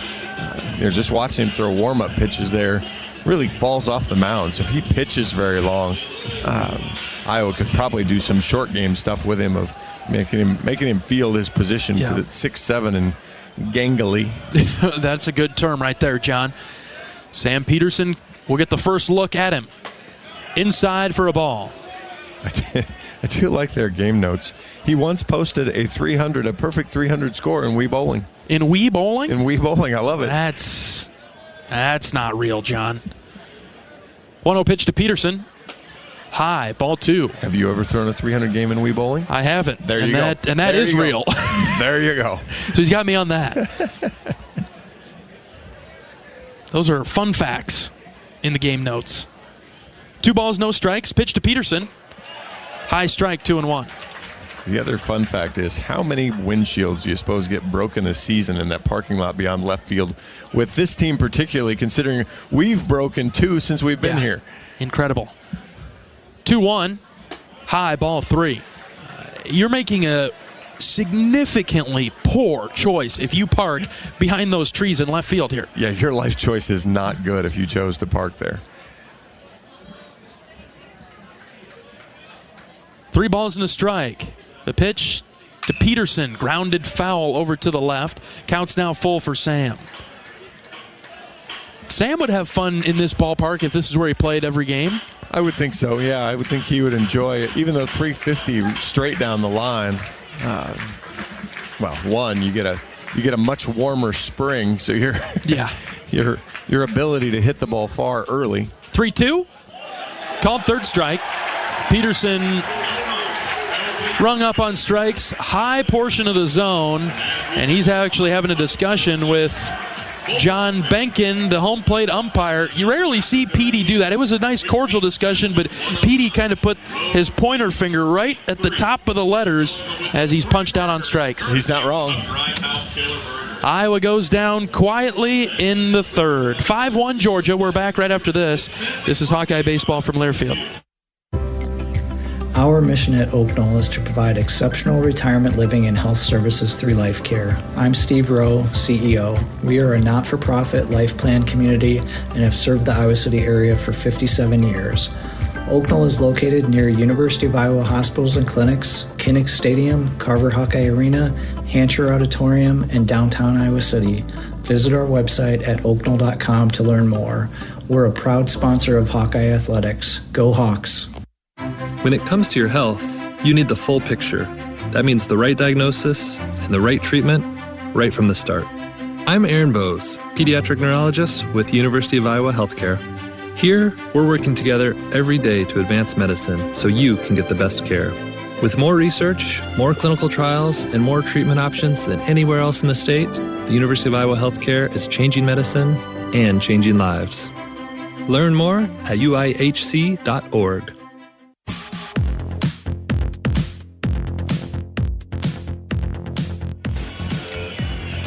Bottom of the third inning, Georgia leads Iowa 5-1. The Hawkeyes are sending a new pitcher out to the mound. We'll introduce him in just a moment. But first, let's pause 10 seconds for station identification. 10 seconds for station ID. This is Iowa Hawkeye Baseball.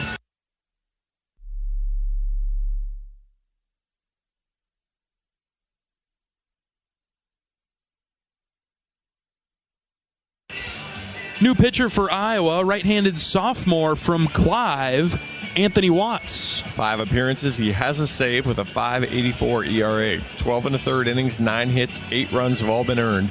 12 walks, 19 strikeouts. Opponents hitting just 200 off him. The key for Anthony, obviously, great stuff. Just especially now against this lineup and the way they're going to hit. He's going to have to throw enough strikes to keep them off balance to get ahead, because if they can sit there and look for his 93, 94, 95 mile an hour fastball, I think they're going to be able to time up to it. He's also got a good changeup and a good slider, so throw strike one, get ahead, keep him off balance, and do your thing. 5-1 Georgia in the third. Leadoff hitter is Paul Tates. Fastball outside from Watts. Shadows creeping in from right field. The mound is now shadowed. Fastball high from Watts, 2-0.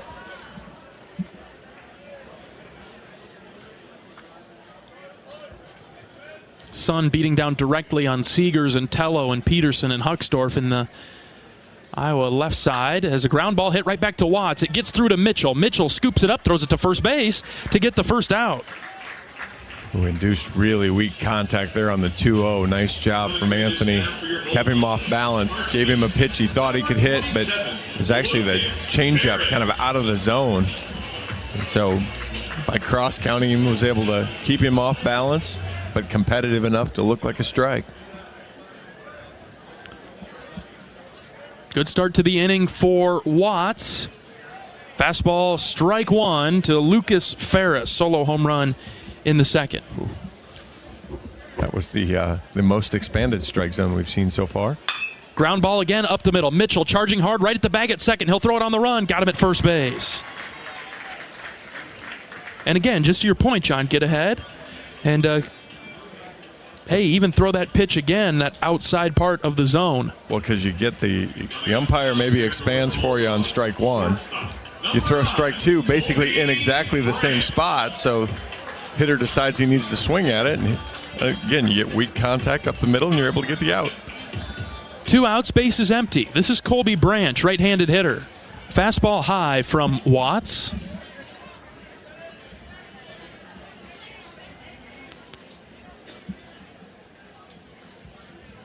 The wind and the fire.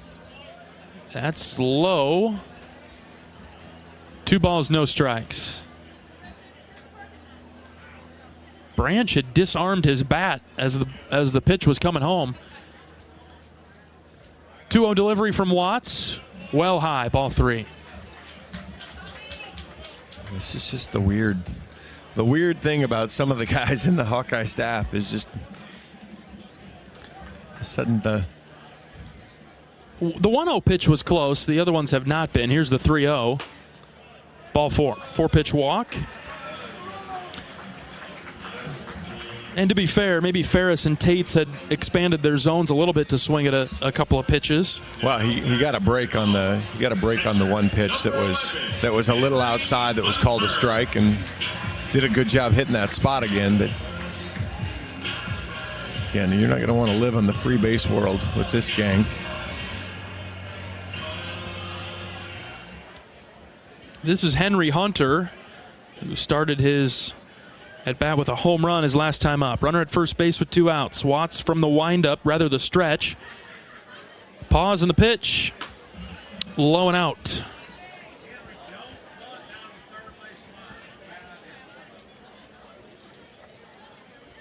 Find the zone here, Anthony. Big shift over to the right side of the infield for Iowa. Seegers playing to the right side of the second base bag. Here comes the 1-0 from Watts. High and out. He's missed on 6 in a row.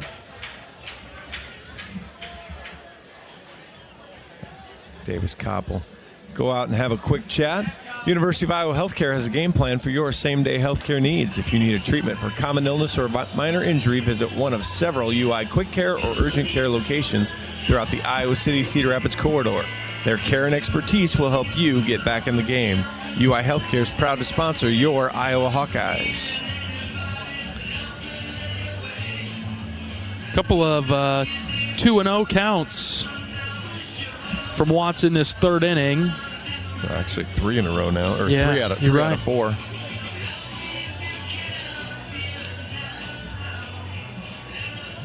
Kopp jogs out there to settle things down, hopefully. 2 balls, no strikes, 2 outs, runner at first base for the Bulldogs. 5-1, Georgia with the lead in the third.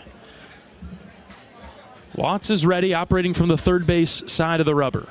The pitch, there it is, in there for a strike. Well-timed chat from Davis Kopp. Look if Anthony picks a different location on this next one. 2-1 delivery. Ooh. Called a ball. And see, and that's why Petey was angry. Yep.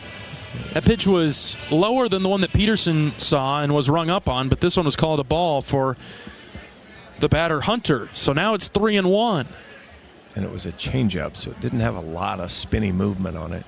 The pitch, up and in, ball 4. Back-to-back walks now to prolong the inning after Watts did a great job to get Tates and Ferris. He's walked Branch and Hunter. Batting now for Georgia, third baseman, number 2, Sebastian Murillo. Well, you certainly want to get Murillo here because the top of the order's on deck. That would be a bit of an issue. Watts looking to focus back in now. 2 outs, 2 on for the Bulldogs in the third. They lead at 5-1. Iowa will have Tello, Moore, and Hucksdorf coming to the plate when we get to the fourth. Watts is ready. The pitch. Outside, ball 1. But yeah, Murillo's a .375 hitter, and that'll bring out Coach McGrath now to have a quick chat.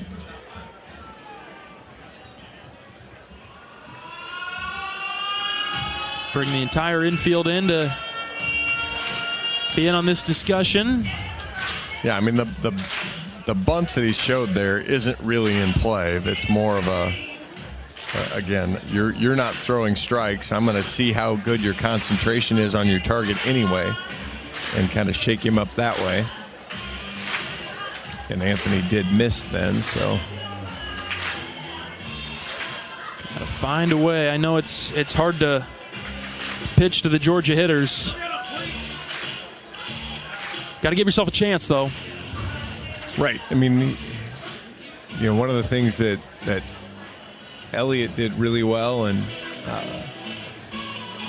Chaz did was, you know, you weren't battling from behind, you know, and you know, again, we saw the scout this morning, the differences in the Georgia team batting average from hitters counts to pitchers counts, and it was significant. 1 ball, no strikes. Pitch from Watts. Low and out.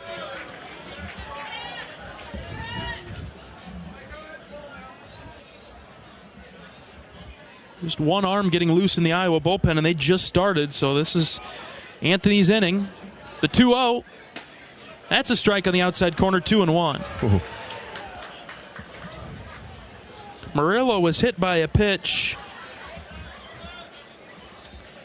in the second. Counts 2-1. Watts is ready. Here's the delivery. Strike 2.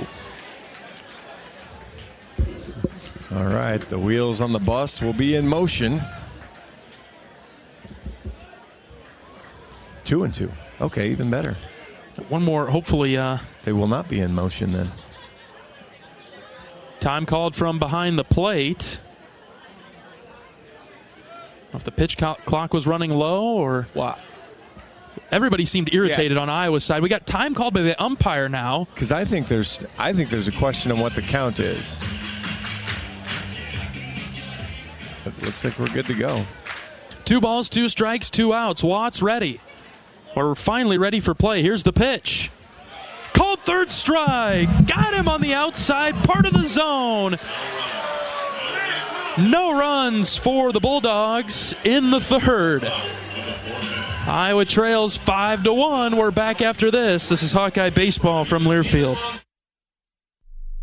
How do you become America's best-selling brand? Let's break it down. Innovative tech means smarter and safer driving. Intelligent all-wheel drive will keep you ready for anything. And built Ford tough trucks will always get the job done. Plus, come into your local Ford store today and get super low APR financing, big cash back, and great lease offers on Ford's full line of cars, trucks, and SUVs. That's Ford, and that's how you become America's best-selling brand. Sales claim based on calendar year sales. Hi, Chef Grunder. Let's dive right into the machine shed. Fridays here mean all you care to have fried or broiled North Atlantic cod. Or try our bone-in seasoned catfish, lightly fried. More of a salmon lover? Choose between the machine shed's white wine sauce or apple bourbon glaze. Our sautéed savory shrimp will satisfy your taste buds with Old Bay seasoning and Asiago cheese. Join us this Friday for seafood worth savoring at the Shed. Iowa 80 and Hickman Road, Urbandale, and Iowa 80 Northwest Boulevard, Davenport.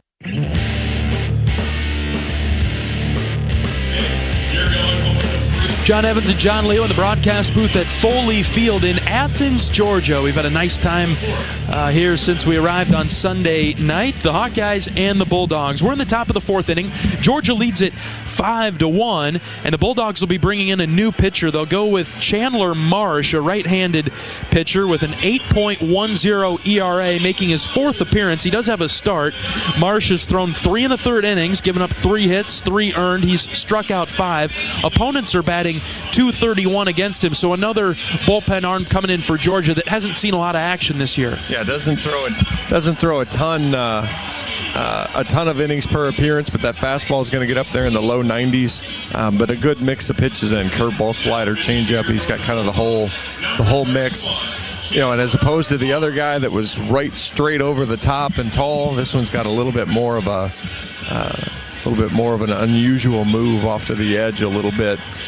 What do you think the Hawkeyes need to do offensively to stay in this game? Down 5-1 in the fourth. Well, you're going to have to do damage when you get pitches. You know, that's the, and damage, again, doesn't have to mean a home run. Damage means a good sharp single somewhere, get on base, create some traffic, because, you know, you've got to hit mistakes. Yeah. Because you're probably going to be able to get some free bases if you're selective, make them hit the edges. You know, Anthony Watts there got a benefit that a pitcher who's been a little wild doesn't always get. That strike 3 call was off the plate. Raider Tello takes upstairs for ball 1. We'll have to keep an eye on the strike zone this inning, John. It looks like it's shifted outside to right-handed hitters a panel. Count 1-0. Raider skies it down the line and right. And that will move foul and out of play. There is a pretty good amount of room here in foul ground, pretty much to the outfield, where the outfield grass starts, then it cuts in. But even as it goes deeper down the lines, there's more than we've seen in some ballparks. The 1-1 to Raider is high. Breaking ball out of the zone, 2-1.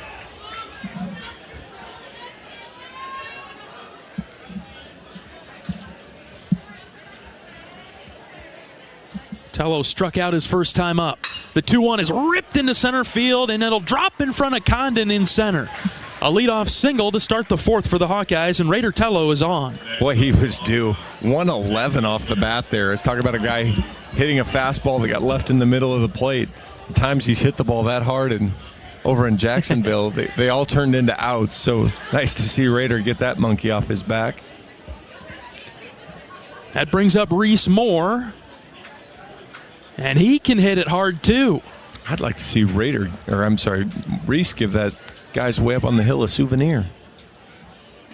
Breaking ball inside, ball 1. Yeah, there's beyond the right field wall, there's a small section of bleachers, and then up a pretty steep hill, they've got a number of fans from outside of the houses. They look like college students. Be a cool place to watch a game. Yeah, up on the hill looking down into the stadium. 1-0 pitch to Moore. Inside, ball 2. Yeah, think Wrigley rooftops, except for neighborhood parking lots. Yeah. That's a good comparison there, John. Hitters count here for Reese. Swing at yours here, Reese. 2-0 pitch. Check swing. Didn't go. It is outside and high. Ball 3. I thought he went, and I'm not sure it was outside and high. So caught a break twice. Take advantage now. 3-0. Tello at first, nobody out in the fourth. Huckstorf stands on deck. The pitch. Ball 4. 4-pitch walk for Reese Moore. Good job there now. I mean, and again, this is the spot now. I mean, you never know how many opportunities you're going to get, when they're going to come. So when you get an opportunity here, you need to advance runners. Yep.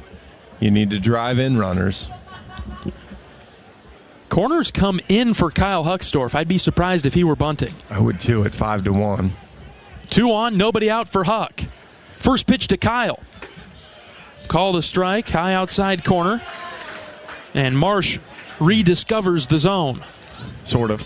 Man. A lot of room in right center for Kyle and a ton of room in left center for Huckstorf. Corner outfielders playing closer to the lines. The 0-1. High. Breaking ball didn't snap down enough. Count even at 1. Huck had an opportunity in the 9th against Jacksonville State with the bases loaded, and he ripped one right to second base, but it was caught by the infielder. 1-1 from Marsh. Low, ball 2. He hits that ball today, and the second baseman shifted further over, and it's going to work really, really well. That's getting to the wall, wouldn't it? I would think so. Condon, I've got to imagine, is a pretty good athlete there chasing it down, but it's going to make him work. 2 balls, 1 strike for Huckstorf. Runners at first and second, nobody out. Marsh delivers. Low and out, ball 3. And this is that discipline that the Hawkeyes talked about in Scoutigan this morning. Maintain the strike zone discipline. If he nibbles on the edge and gets you, fine. Huck took that pitch on the edge. No big deal. Now he's well ahead. Got a chance here. 3 balls and a strike. Marsh deals. Popped up. Over to the right side. This will get out of play. Full count.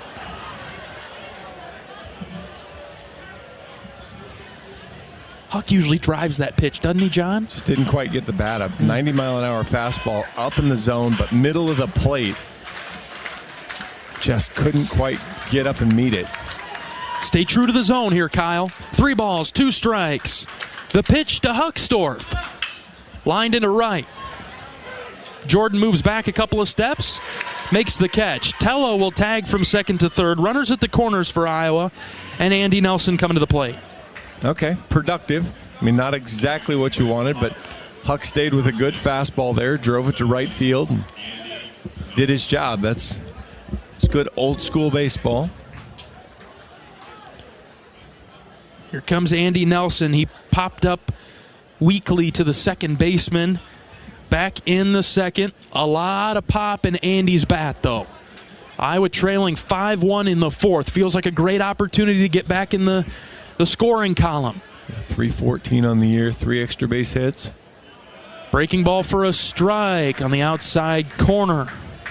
Wait, so if you throw breaking stuff, you can get away with missing the plate because the umpires, he thinks he's seeing it cross the plate and giving that strike on breaking stuff. Don't get into the habit of swinging at that, Andy. 0-1 pitch to Nelson. That's in there. That was a much better pitch to swing at. Nelson laid off, 0-2.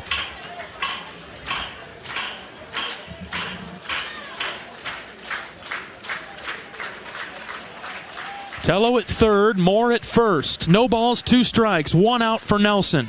The pitch, ground ball left side, right to the third baseman. He'll throw it to second for 1, on to first, not in time. Tello's caught in between third and home. They'll throw it over to third. It gets by the third baseman. Tello will come home to score.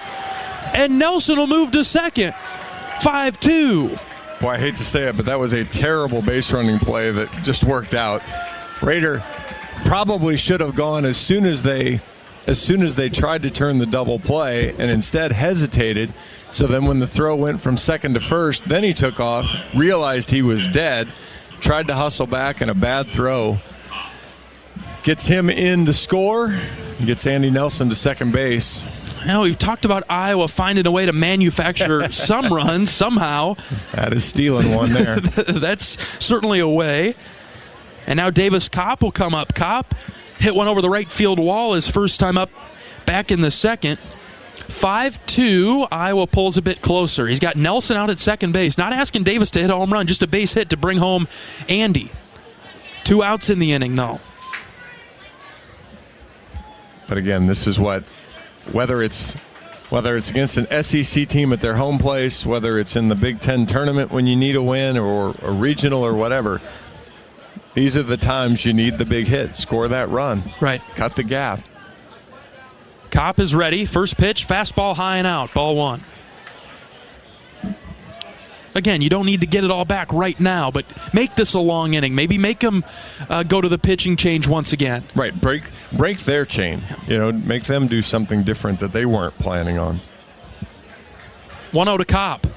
Breaking ball with a ton of movement. He dropped it in there for a strike. Outstanding pitch there. 71 mile an hour breaking ball. Dropped it right down into the middle of the plate.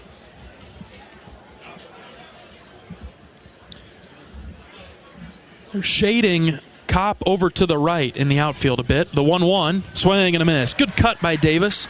A little bit late, 1-2. Boy, and then went high fastball. And that's what, again, how hard it can be on a 90 mile an hour fastball up in the zone to still get all the way up to it. Marsh is ready with the 1-2.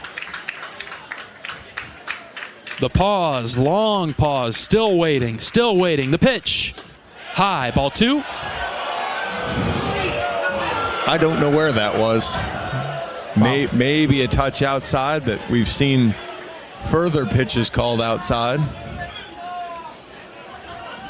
That's a decent spot. Hawks will take it. Yeah, if you're going to miss, that's exactly a great spot to miss for Marsh. 2 balls, 2 strikes. The pitch to Kopp. Popped it up, left side. Down the line, and that will get out of play. Over towards the Iowa bullpen. We'll do it again at 2-2. Good battle there by Davis to stay alive. Iowa trails 5-2 in the 4th.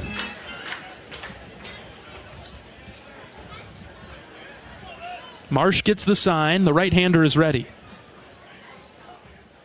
Pitch to Davis. Called, third strike. Outer part of the zone once again. And Kopp is down on strikes, stranding Nelson out at second base. Iowa gets one back. It's 5-2 Georgia. Bottom of the 4th coming up right after this. This is Iowa baseball from Learfield. At MidAmerican Energy, our 1.6 million customers depend on our energy 24/7. That's why we work 24/7 to deliver the safe, reliable energy you need. To keep our 99.9% reliability record, we're enhancing our technology, improving resiliency, and investing in critical infrastructure. We're generating power from all available resources to cover any increases in demand. And we're innovating to ensure you always have the energy you need. MidAmerican Energy, obsessively, relentlessly at your service. Hey, it's your friend, social media. You know, where I showcase the cool life of sports stars and friends. But don't fall for the editing and good lighting, because we all have struggles and challenges, like with alcohol or drug use, gambling, or our mental health. Talking about it is a sign of strength. Maybe you don't know who to talk to. Your Life Iowa can give you resources or treatment options. Get free 24/7 confidential support. Call, text, or chat online at yourlifeiowa.org. A message from Iowa HHS.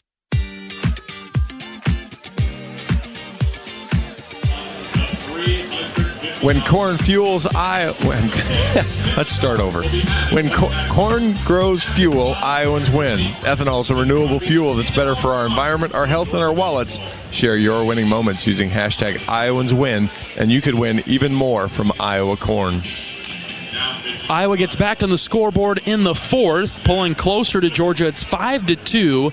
New pitcher into the game for the Hawkeyes, right-handed junior, throwing in his home state. Jack Whitlock, the native of Cumming, Georgia. 1-2 on the season, 6 appearances, 8 1/3 innings, 11 hits, 11 runs have all been earned, 7 walks, 8 strikeouts. Opponents getting Jack at a .306 batting average. He throws the cutter at just under 90. He's got a sinker, a changeup, and a slider. He pitched better on Sunday. Hasn't been the Jack Whitlock we saw last year, but Sunday against Jacksonville State, he was pretty good. And certainly going to need to be that good right now. Number 44, Might need Jack for a couple innings here if things go well for the Hawkeyes. You'd hope so, or you'd like to think he could. I got distracted when I was getting ready to do that read. Was they were talking about this is the home run jackpot inning. So if a Bulldog hits a home run, I think it was like $350 for somebody. Let's hope somebody goes home unhappy. Yeah. Top of the order, this is Slate Alford. Strike from Whitlock. At the knees, good start from Jack. It was nice to see Jack get his confidence back a little bit in his last outing. Yep. See now if he can keep building the foundation, make the pile bigger. Wind up in the pitch. Swing and a miss. 88-mile-an-hour cutter right down at the bottom of the zone. 75-mile-an-hour floater right in behind it. Alford might have been able to hit that on his backswing by the time that pitch crossed the plate. 0-2 from Whitlock. Fastball high and out. Remember the old Bugs Bunny cartoon? 1, 2, 3 strikes, you're out. 1, 2, 3 strikes. There's like 3 guys in a row. He strikes out. The Bronx Bombers. You don't even watch cartoons? What did your dad do to you as a kid? That was a long time ago, John. I'm out of the cartoon game. 1-2 pitch low and out from Whitlock. Count even at 2. And this is a spot that you talk about often. Okay, you get 0-2, and then you miss with a couple of your pitches, and now all of a sudden you're even, and you got to watch out. 2-2 from Jack. Swing and a miss. He got him. What a well-located breaking ball again. Outside part of the rectangle, low and away. Would have been a strike had Alford not swung at it. Correct. And based on the strike zone, probably had another 3 or 4 inches to miss away. Right. He may want to exercise that caution here with Condon. Yep. Condon 1 for 1 today, was hit by a pitch. Jack deals, strike, fastball, upper part of the zone.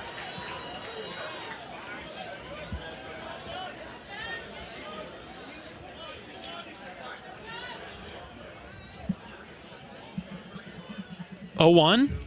Skip to the plate. Ball 1. I mean, if you're a Georgia fan and you realize in the inning that you have I mean, who else do you want coming up to the plate here but 1, 2, 3 in this lineup? Man. 1-1. Off the plate outside, ball 2. A bit low from Whitlock as well. Now this is a situation with 1 out. Nobody on. Be competitive, be close. And if you happen to walk him, that's fine. 2-1 pitch. Nice. In there for a strike from Whitlock, 2-2. Beautiful breaking ball there. Again, that's inside part of the plate. 24 inches of break to get that ball all the way back in. I think you stay up there, but try to maybe get out and away. The 2-2. Ground ball up the middle. Seegers has got it at short. He'll throw to first base to get Condon. Yes. That was a good job there from the defense, too. Iowa had the shift on. Gable Mitchell could have gotten to that ball, but realized it was kind of a silly move for him to cut in front, moving away when Michael Seegers was going to be able to pick it up, moving the right direction and throw using his momentum. Iowa in a similar position now that they were in the last inning, where they got the first 2 outs and then walked a couple of batters, let Georgia keep the inning going. Trying to go after the Bulldogs right here. This is Fernando Gonzalez, their DH.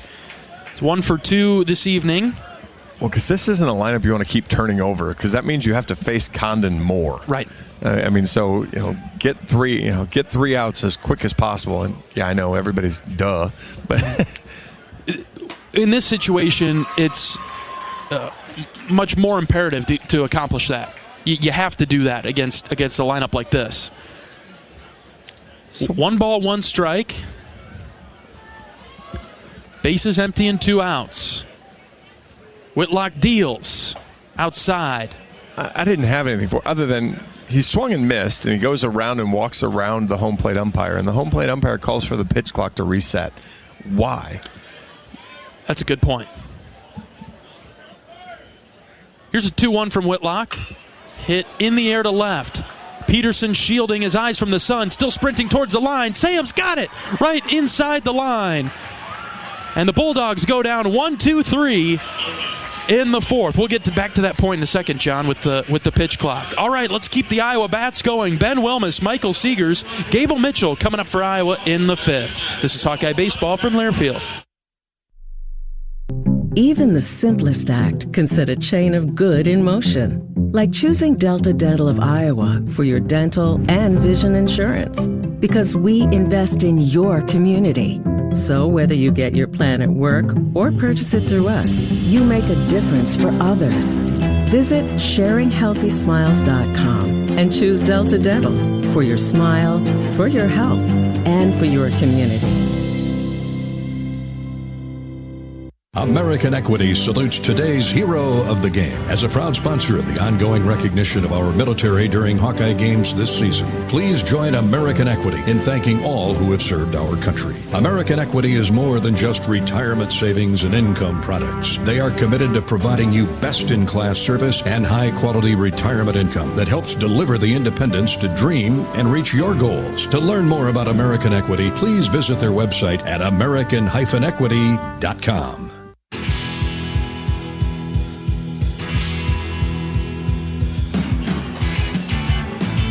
Top of the fifth inning, Georgia 5, Iowa 2. The Hawkeyes coming to the plate 8-9-1. Wilmus, Seegers, and Mitchell. They'll face off against a new Georgia pitcher, right-handed senior, a transfer from Tulane, Zach DeVito. 1-0 on the season in 4 innings. He's given up a hit, a run. It was earned, 3 walks, 3 strikeouts. He's coming off of, he got injured in late 22 when he was Tulane's closer. So didn't really pitch a ton last year. Wasn't very effective, but sometimes happens. Takes a year or so for those injuries or for people to really get back to themselves. And so a little bit closer to that. Fastball is going to be in the low 90s. Works a slider and a changeup off that. Both of those will be around 80. Usually throws a little softer and comes a little harder later in the at bat.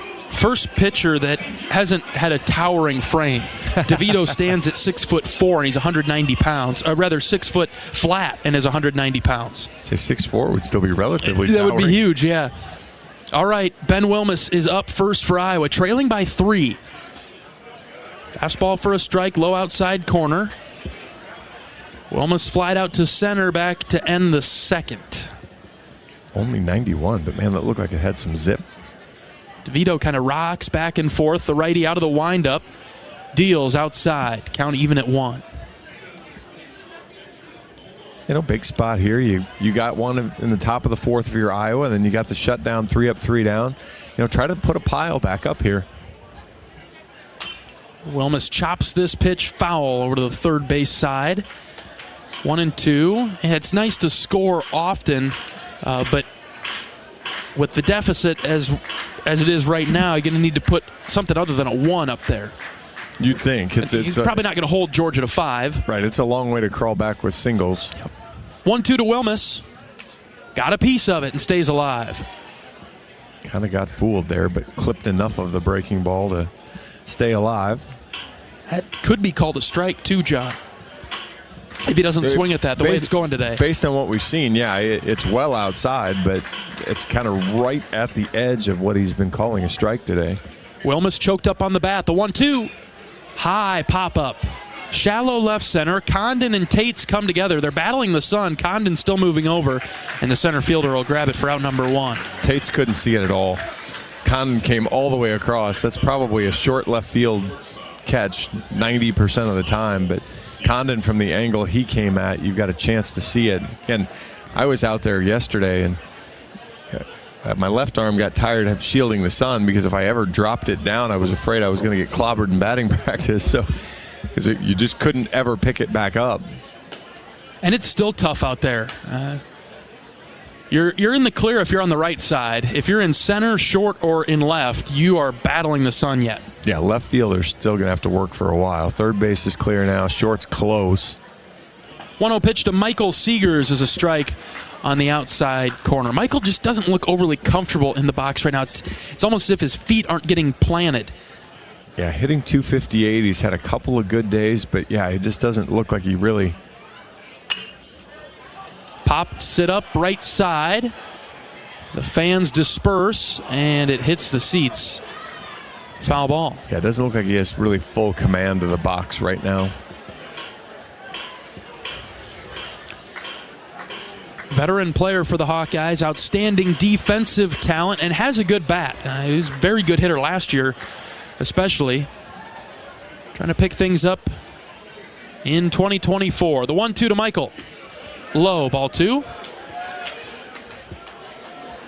This is another catcher that throws a fastball back to the pitcher. Really sits on it and fires it. It's Hunter.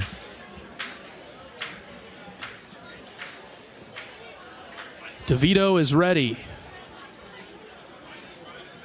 Firing the 2-2. Michael scoops it foul over to the right. First baseman giving chase, had no play on it. Interesting, some of the new pitching rules and what they allow now. You were talking about it.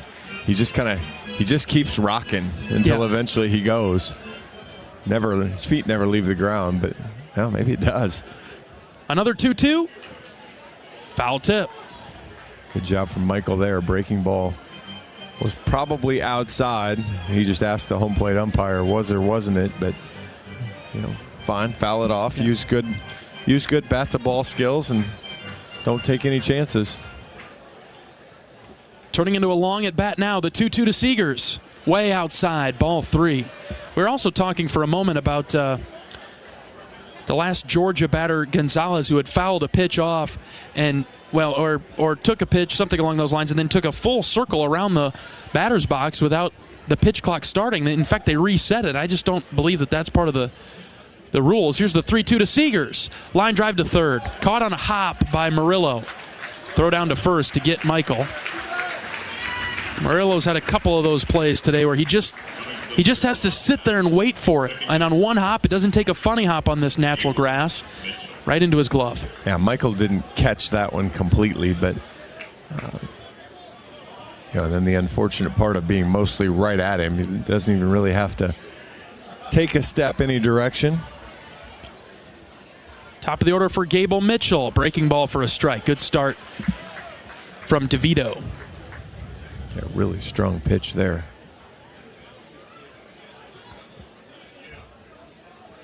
Third baseman even with the bag for the Bulldogs. Check swing on the pitch in the dirt. Did he go? They send it down. He did not. Count even at 1. I don't think the third base umpire was paying any attention. Thinking, why would you appeal that? That was the first time he asked. He's like, yeah, what? Caught off guard. I was like, why are you appealing that? 1-1. Mitchell rips it. Foul down the first base side. It's funny. Guessed right. Yeah, he guessed right. I guess he might have even guessed a little bit wrong as he got out in front of that pitch. Might have been looking fastball and instead got the changeup and was on. 1-2. Mitchell shoots it back up the middle on the ground. Shortstop moves over. He's got it. Throw to first. Got him. Nothing doing for Iowa in the 5th. Got to hold the Bulldogs in the bottom half. 5-2 Georgia. We're back after this. This is Hawkeye Baseball from Learfield. Nestled on the rolling greens of the iconic Finkbine Golf Course, Bumps Restaurant is open to the public year-round. Whether you're swinging by after a round of golf or just in the neighborhood, Bumps is your go-to spot for scrumptious sandwiches, shareable appetizers, and mouth-watering pizzas. Quench your thirst with our selection of local craft beers. Or let our full bar serve you a refreshing cocktail to toast to your game. Or just because it's 5 o'clock somewhere. Our happy hour from 2 to 6 p.m. is the perfect 19th hole. Be sure to follow us on Facebook and Instagram to catch our latest daily specials. And here's a little insider secret just for our radio listeners. Thursdays are not to be missed at Bumps Restaurant. It's BOGO Happy Hour. Buy one, get one free on select beverages from our happy hour menu. Whether you're a diehard golfer or just love a great meal with a view, Bumps Restaurant at Finkbine Golf Course is your destination. We're currently open Wednesday through Saturday. Swing on by today. Bumps at Finkbine Golf Course. Great food, great drinks, and the best views in town. See you at Bumps.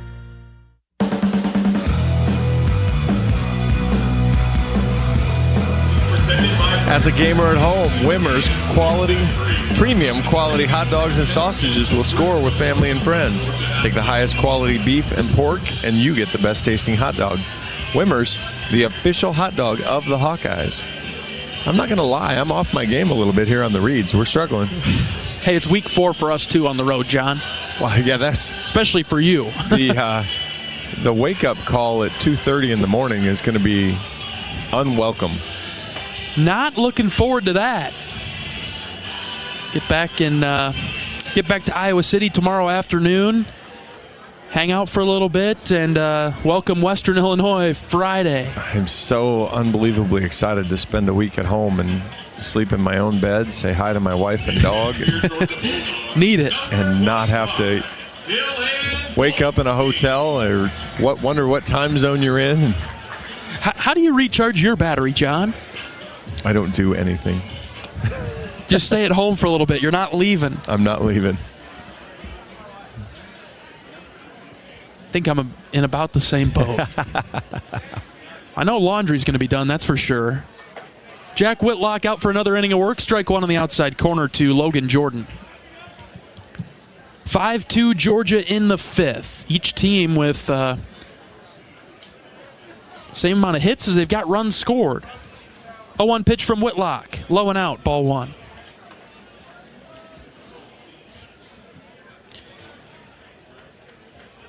Jordan is 0 for 2 today.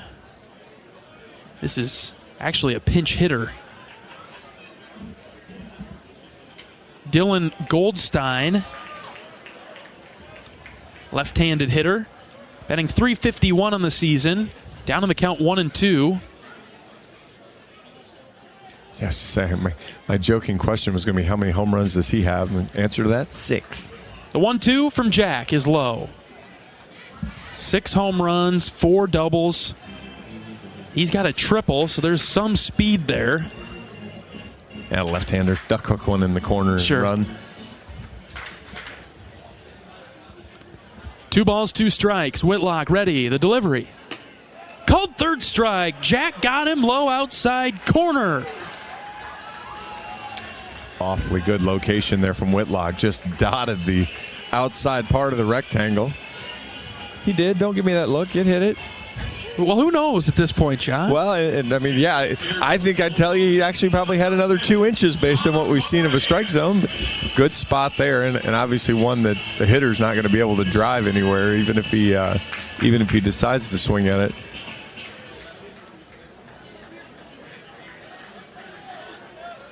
Another pinch hitter in for Georgia. This is John Morant. In for Paul Tates. So Georgia throwing in some new position players. 0-1 pitch from Whitlock. Outside corner, strike 2. Morant, a tall left-handed hitter. Big congratulations to Coach Lisa Bluter, her staff. 5-star guard out of California committed to Iowa today. Keep that train rolling. Top 12 recruit in the country. Fastball up and in from Whitlock. That's the key. You can at least make an attempt to sustain things, right? Oh, You're exactly. Lose somebody like Caitlin Clark that's not going to be replaced in the same way. 1-2, it hit him. Man. Just held his spot there, and that's the difference in the game now is, you don't have to make any effort to get out of the way. You just can't move into it, and he just held his ground and took a 75-mile-an-hour sweeper from Jack. And Jack had Morant absolutely fooled on the first 2 pitches. It's a shame that he ends up rewarding him like that. Here's Corey Collins, another new Bulldog hitter. They're throwing all lefties at Jack right now. 1 out, runner at first base. Whitlock ready. First pitch, strike, inside corner with the fastball. I don't think many right-handers want to see the frisbee go from their back hip to a strike and are going to stay in there and drive it anywhere. Keep it away from their shins and their feet. Pitch in the dirt from Whitlock. Chest protector to the rescue for Davis Kopp.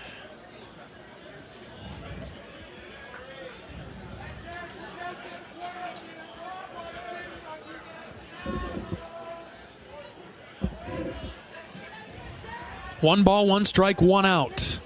Short lead by the runner at first base. The pitch from Whitlock. Just low, ball 2. Yeah, now through Jack, you got to get back to your zone. The thing that made you successful is, attacking these hitters, getting strike 1. Now down 2-1. You got to get back in. Breaking ball, called a strike, throw down to first base on the backside just to keep the runner around. Not in time. 2 balls, 2 strikes. So you can catch him sleeping on the secondary lead. Ball kind of short-hopped Andy Nelson anyway. He did a nice job to knock it down, otherwise would have been a lot of trouble. Wilmus playing well off the line and right. Here's the 2-2 from Whitlock. Hit in the air to shallow right center. Wilmus coming forward. It'll drop in front of him. Boy, poor contact, and that gets rewarded with a base hit. Man, Hawks couldn't get that. Hey, you weren't bitter when Blake Guerin rolled one through a shifted infield last weekend. That's our 1 weak contact base hit of the year, John. All right, a couple of runners on for the Bulldogs. This is Colby Branch, breaking the streak of pinch hitters in for the Bulldogs. 5-2 Georgia, bottom 5. If Iowa wants to win this game, this is a giant spot right now. Got to hold them, right? Iowa has good part of their order offensively coming to the plate in the 6th. Branch takes outside, ball 1 from Whitlock.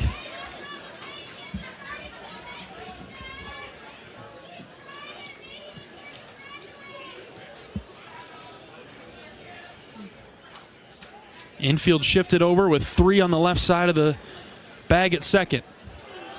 Good spot from Whitlock, just low and out. Ball 2. We've seen that be called a strike today. Yeah, that one has fairly consistently been a strike, especially a breaking ball. That time Jack doesn't get the call. That's a tough one. Whitlock takes a deep breath. Now he comes set, ready with the 2-0. That's in there. That's a strike, 2-1. Brought it back inside a little bit more.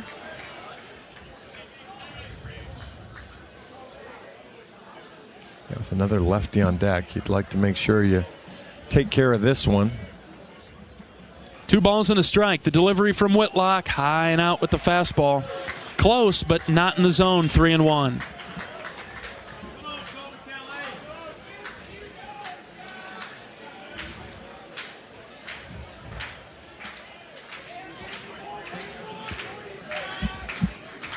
The 3-1. Popped up, right side. Nelson giving chase in front of the Georgia dugout. Kopp comes over there. It's Nelson who makes the grab. As Kopp enters the Georgia dugout down the steps, it's Nelson who makes the big-time play. When that was strange base running from the from Morant out at second base. He was a third of the way to half the way down the line. It's a foul ball. You're not going anywhere if the ball bounces on the ground. And so there's nothing to gain by being off. Be on the bag, maybe tag if Nelson falls down, be ready to run or something. That was just strange. Here's something I would not have expected to see. And that's a 4th-year junior out there at second base. We see Coach Heller come out of the dugout, and looks like the Hawkeyes are making a pitching change and going to take Jack Whitlock out of the game. 2 outs, runners at first and second. In the bottom of the 5th, Georgia leads at 5-2. We're back after this pitching change break. This is Iowa Hawkeye baseball from Lear Field. Does your company attire make you feel like you're always 4th and long? It's time for a change. Hand the ball off to Authentic Brand and watch your team transform into MVPs. On game days, our team dresses like champions in Authentic Brand. Ensure that your company's reputation remains untarnished by using nothing but the label specifically designed to display your company's identity. Ask your supplier for Authentic Brand products and see for yourself why it's more than just a label. It's a statement. Feel the excitement as NASCAR returns to the Iowa Speedway with Powerball and the Iowa Lottery. Just add the double play bonus to your Powerball ticket for $1, then enter it in the VIP club, and you could win tickets to the sold-out NASCAR race or other exclusive race weekend prizes. Feel the power of NASCAR and double play today. See complete rules and details at ialottery.com/VIP.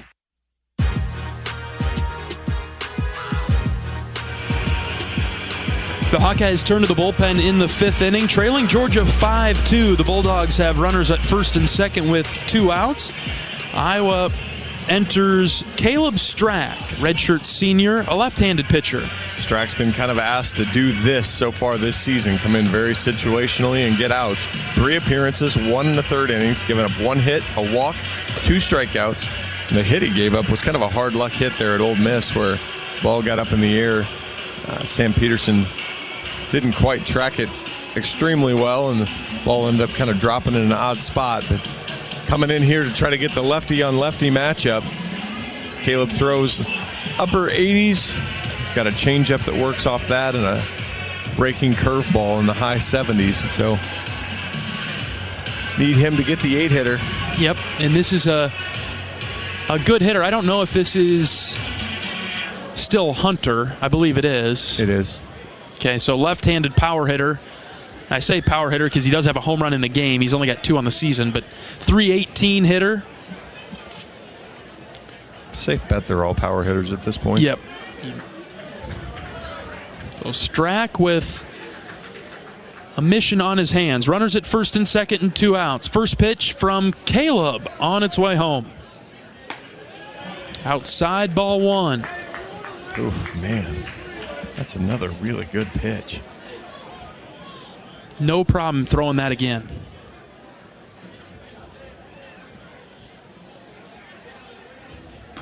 Too far outside and a bit low there, 2-0.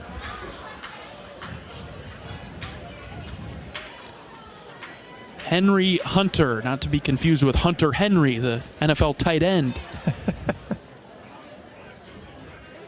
Strack set with the 2-0. Here it comes. Oh, man. Low and out, 3-0. Okay, so Strack just gets monster squeezed here on 2 of these 3 pitches. Man, oh, man. Those have been strikes all game long. They're close, and they're pushing to the outside, but they've been strikes the whole game. 3-0, way outside, ball 4. Bring in Strack to get the left-hander, and he walks him on 4 pitches. That'll bring up Murillo. Now batting for the Bulldogs, third baseman. See if Coach Heller comes out of the dugout again. He will. We'll make a pitching change. Bases loaded and 2 outs for Sebastian Murillo. Iowa's going to the bullpen yet again. We're back after this pitching change break. Georgia leads at 5-2 in the 5th. This is Iowa Baseball from Learfield. At MidAmerican Energy, our 1.6 million customers depend on our energy 24/7. That's why we work 24/7 to deliver the safe, reliable energy you need. To keep our 99.9% reliability record, we're enhancing our technology, improving resiliency, and investing in critical infrastructure. We're generating power from all available resources to cover any increases in demand. And we're innovating to ensure you always have the energy you need. MidAmerican Energy, obsessively, relentlessly at your service. Our mission at Oak Knoll is to provide exceptional retirement living and health services through Life Care. I'm Steve Rowe, CEO. We are a not-for-profit life plan community and have served the Iowa City area for 57 years. Oak Knoll is located near University of Iowa hospitals and clinics, Kinnick Stadium, Carver Hawkeye Arena, Hancher Auditorium, and downtown Iowa City. Visit our website at oaknoll.com to learn more. We're a proud sponsor of Hawkeye Athletics. Go Hawks!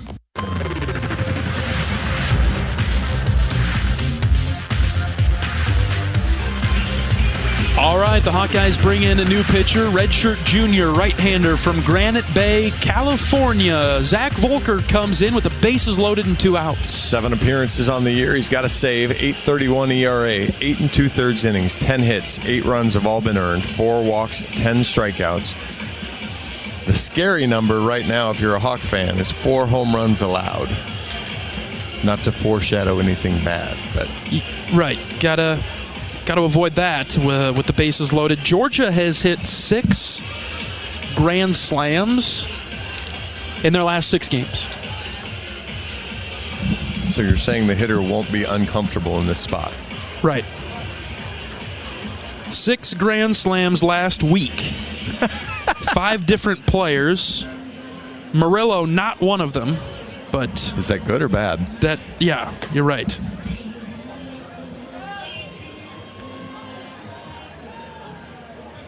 School record for Georgia is 8 Grand Slams in 2019. Oh, we beat that. We did beat that. But they've hit 6 in 6 days. That's pretty impressive. That's pretty good. Let's keep that number at 6 until tomorrow. All right, Zach Volker, let's see what you got. 2 outs, bases loaded. Big spot in the game. A lot of momentum, potential energy hanging in the balance right here. Volker ready for Murillo. Here's the pitch from Zach. Strike 1, top part of the zone. We haven't even called the other ones that weren't strikes balls. I see why you might get mad. No balls and a strike. Volker ready. Zach deals. High and out. Very close. Just nipping at the corner. The pinned, the very tip corner of the strike zone, but a little bit too high, a little bit too far out. Count even at 1. The 1-1. Up and in, ball 2. There's like a miniature force field around the zone at times for Iowa, and it's very close. And all of a sudden not getting those calls that are right around. Well, and both of those, he hasn't called those strikes. So too high. You're pushing into a part he hasn't called strike today. 2-1. Oof. Way high and out. Ball 3.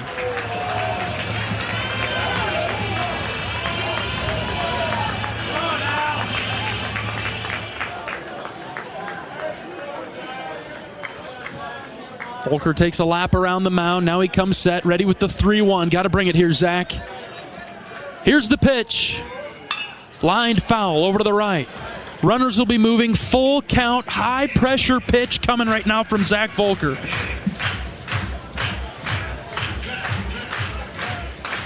You stand up for both of us. Too much hanging on right here, John. 3 balls, 2 strikes, 2 outs. Murillo in the box. Volker on the mound.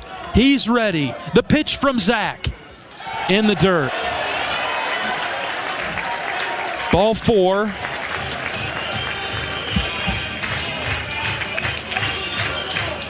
And the Hawkeyes walk in a run.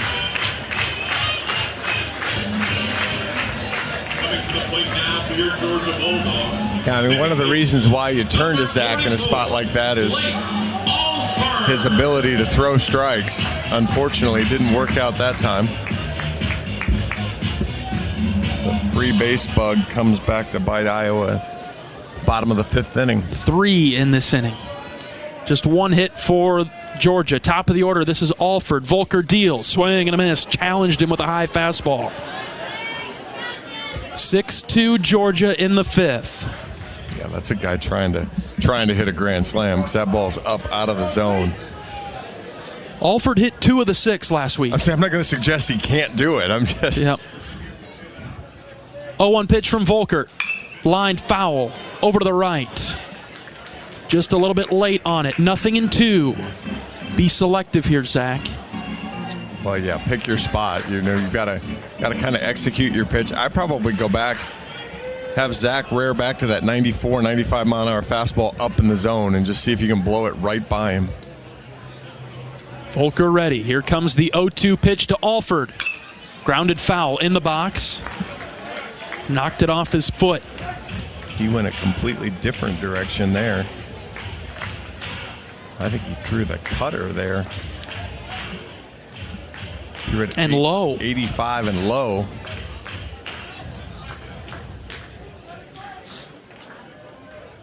Bases loaded, 2 outs for Georgia in the 5th. No balls, 2 strikes. Volker versus Alford.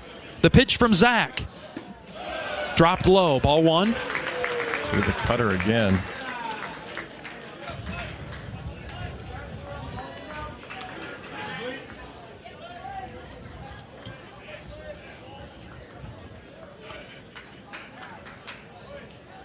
The 1-2. Outside, ball 2. There he went with the fastball. He threw the 94 mile an hour fastball, but over in the left-handed batter's box. You're not going to get him to chase that. And now Alford's back in the count. 2 balls, 2 strikes, 2 outs. The right-hander's ready. The pitch. Another foul ball over to the right.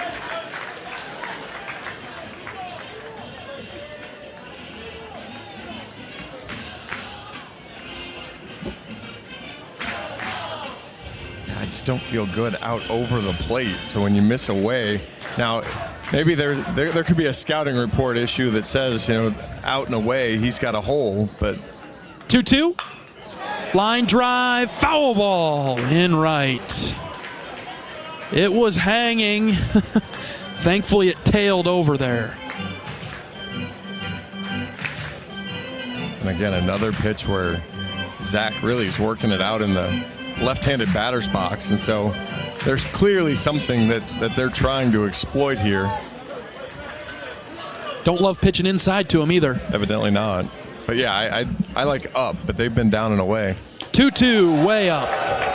Off speed. I think that might have been like a changeup, and it looked funky coming out of Zach's hand, and now the count's full again. Yeah, he tried to throw the changeup there and didn't work. His entire motion looked different. Could see something strange was coming. Full count. Crowd getting behind the batter. Alford, the pitch from Volker. Fouled back again. Heck of a battle between Volker and Alford. And that was the pitch I wanted. That was 94, and it was actually up out of the zone. If he takes it, he walks, but I wanted it on 1 and 2.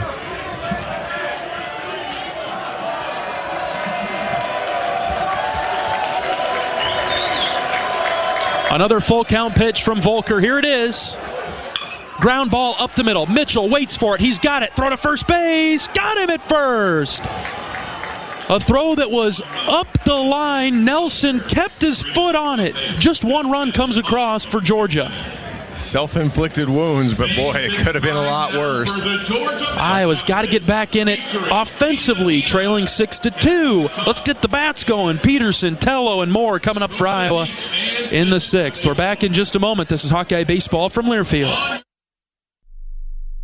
Hi, I'm Gary Dolphin, and if you want your home to be exceptionally comfortable during these cold Iowa winters and hot, humid summers, you need to turn to Dave Lennox and your local Lennox home comfort specialist. Lennox has been serving Iowa consumers since 1895, when Dave Lennox built his first furnace in Marshalltown, and Lennox is still building its high-efficiency furnaces and air conditioners there today. For the best home comfort system you can buy, it's Lennox and your local Lennox dealer. Lennox and the Hawkeyes. Now there's a winning combination.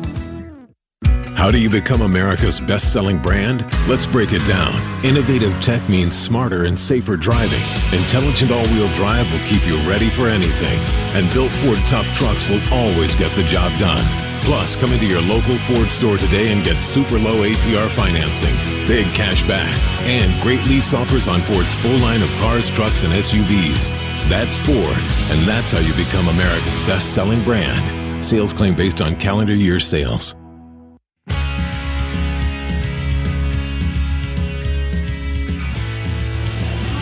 New pitcher coming into the game for Georgia as we get to the top of the 6th inning. The Bulldogs lead the Hawkeyes 6-2. We'll introduce him in just a moment, but first let's pause 10 seconds for station identification. 10-second station ID. This is Iowa Hawkeye Baseball.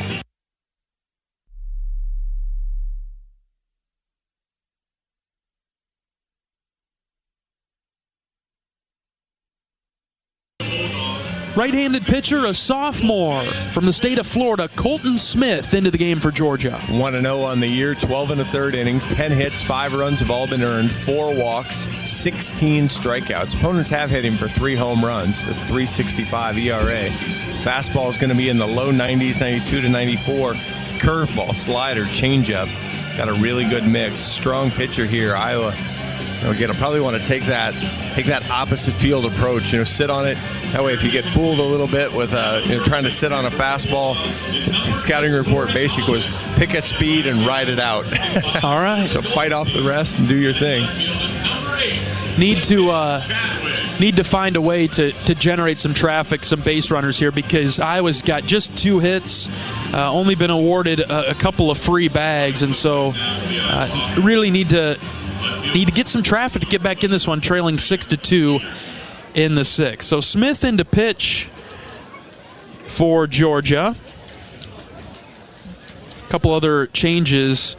Corey Collins goes in at first base as Sam Peterson steps in the box. First pitch to Petey, in there for a strike. 0-1. Out in left is Clayton Chadwick, and I knew I remembered that name. You remember that name, John? Sam Houston State transfer. Yep. Iowa played them last year. 0-1 pitch to Petey. Ripped into left, carrying well. Get going, baby. It is off the wall. Peterson rounding first. He's got to hustle to second base. He's in with a leadoff double to start the 6th. 103 off the bat. Knocked it right off one of the College World Series years or something out there. A good start. You wanted base runners. Hawks start with base runners. Good start to the inning for Iowa. Trailing by 4. And a good part of the order due up. Another double for Peterson. It's his 5th of the season. Here comes Raider Tello.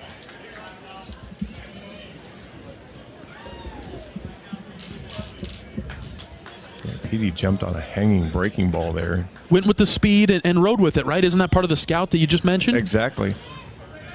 This is Tello. Fastball, eye level, ball 1. Maybe draw some longer counts here.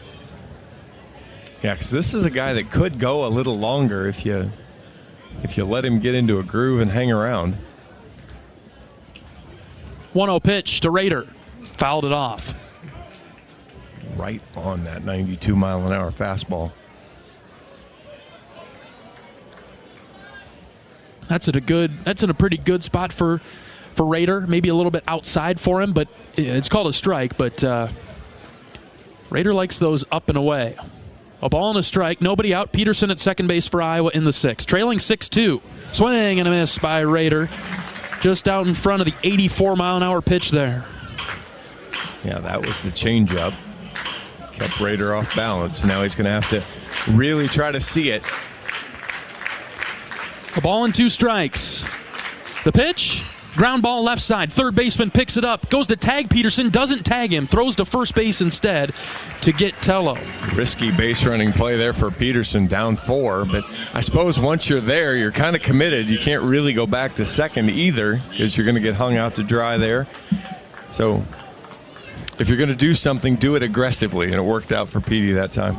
Boy, if Sam would have gotten tagged there, that would have been double play. Well, if you remember the what was it, Toot Nab? Was that the? Yeah, something like that. Yeah, thrown out on the base paths too many times or something like that. Like a nincompoop. There it was. That's from associate head coach Marty Sutherland. Yeah, he's got a. I guess an acronym for that, right? It made no sense, but it was an acronym. Oh yeah, we saw it on the board earlier today and thought, what is that? I'm not sure.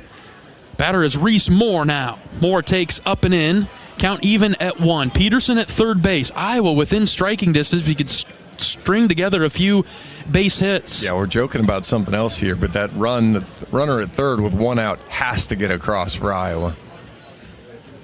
1-1. Called a strike.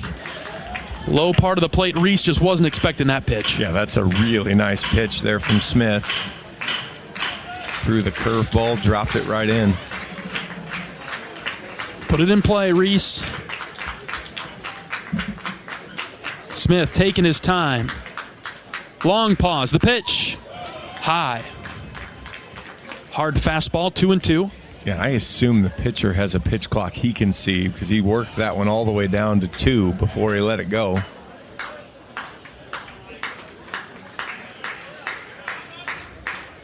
Count even at 2. The pitch to Reese. Swing and a miss. Foul tip. Got a piece of it. Good catch there, John. Didn't catch much of it, but he caught enough and the catcher couldn't hold on, so. Another good curveball. Reese is really good. Reese is going to have to commit to staying on that curveball, but again, it's easy for me to say when you got a 94-mile-an-hour fastball and then the 78-mile-an-hour curveball following it. Find a way on here, Reese. The 2-2. Inside, ball 3. Woo, woo, woo. That,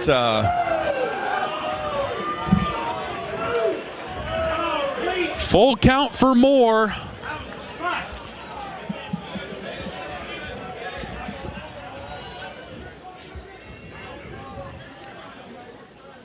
Smith taking his time to get back on the rubber after that last pitch. Discipline Reese, the 3-2. Ground ball, fair ball, into the right field corner. Moore's rounding first. He's headed for second. Petey scores. It's 6-3. Iowa inching closer. Boy, Iowa's had some tough breaks on called strike threes, and they get one there as Reese may be fortunate to not get punched out on an inside fastball and then takes advantage of it as he laces a double right down the right field line. 8th double of the season for Moore, his 10th RBI. 6-3 Georgia in the 6th. Here's Huckstorf. Trade places with him, Kyle. Go for it. Smith is ready. Pitch to Kyle. Hit well to center. Center fielder going back, still going back, leaps up, made the catch on the track. And Moore will sprint from second to third. That's Condon out there, incredible athlete, good catch. Boy, that is 106 off the bat. Unfortunately for Kyle, he hit it to the deepest part of the ballpark and didn't launch it over the batter's eye. Yeah. But now what do you think, John? Any other center fielder other than Condon and maybe Kyle probably doesn't make that play? Well, and Condon is what, 6'4"? 6'6". So, yeah, I mean, that's just outstanding range. Andy Nelson with a chance to bring home another run. This is hit well down the line and right. It's tailing, and it'll go foul. Just to the right of the foul pole out there and right. Boy, he almost had it was well foul, but that had carry distance on that little 314 porch. I'd probably settle for right now just bouncing one in here. Wild pitch? Sneak into a dugout. I was thinking it in my head. Reese Moore at third. The 0-1. Check swing. Nelson went around. Nothing in 2.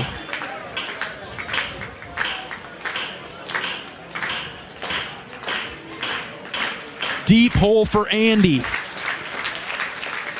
6-3 Georgia. The pitch. Nelson popped it up.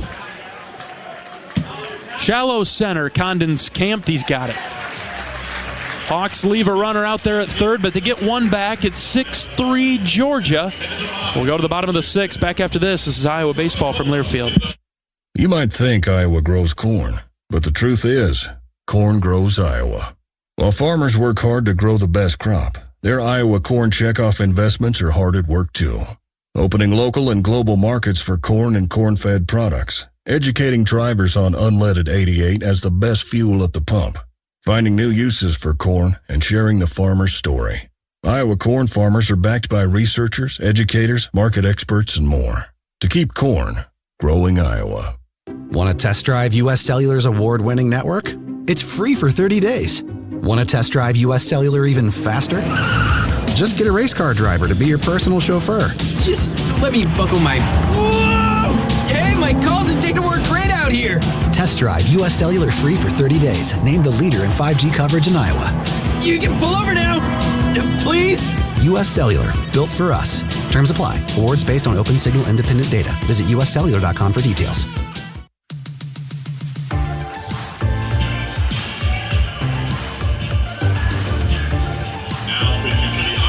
John Evans and John Leo on the campus of the University of Georgia this evening. Foley Field in Athens. Bottom of the 6th inning. Georgia leading Iowa 6-3 in the first ever meeting between the two baseball programs. New pitcher into the game for Iowa. The Hawkeyes turn to a senior right-hander from LeClaire, Iowa, Jack Young. 6 appearances on the year. He's 1-0, 4 1/3 innings, 2 hits, 3 walks, and 6 strikeouts for Jack.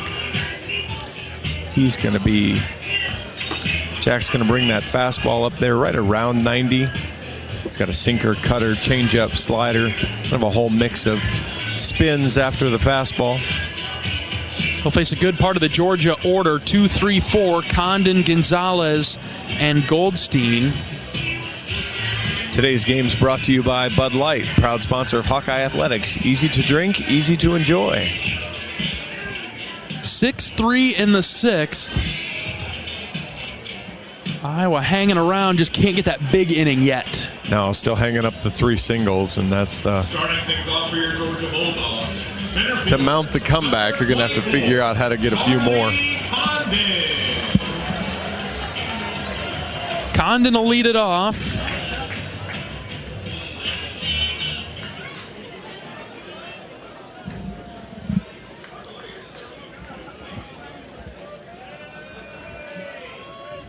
Young is ready for the first pitch to the Georgia center fielder. Breaking ball outside, ball 1.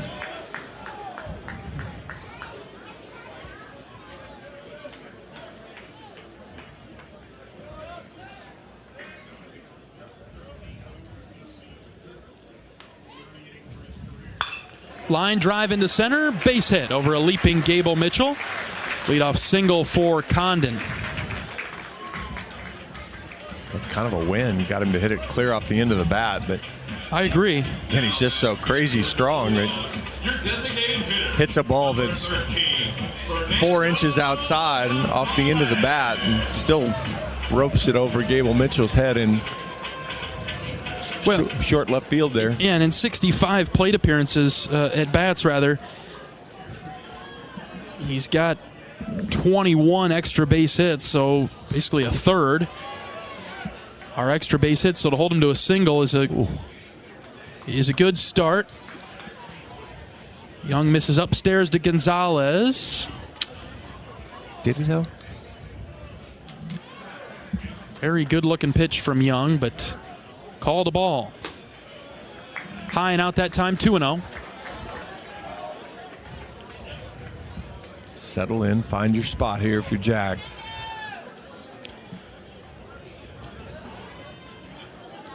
Georgia with 7 hits today. Iowa with 4. 2-0 pitch, swing and a miss. Good way to get back in it. And here we go with Gonzalez walking all the way around the umpire. Yeah, and this pitch clock is not moving yet. I don't understand.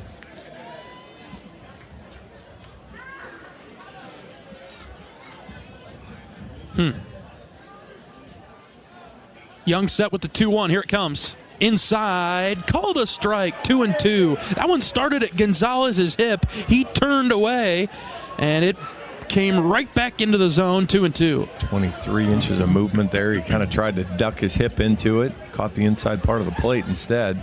2-2. Foul tip, just barely got a piece of it. I can see that part of the scout really coming through when Iowa pitchers are attacking these Georgia hitters. When it's pitcher favorable, they are chasing all over the place like they're playing tag out there. Yeah, they're willing to swing when you can get them to think they need to swing. 2 balls, 2 strikes. Nobody out in the 6th. The pitch scooped into right, carrying well. Wilmus going back. He's turning. He's twisting. He dropped it. Oh no. Wilmus gets it in. Runners at 2nd and 3rd for Georgia, and that one hurts. Ben had it.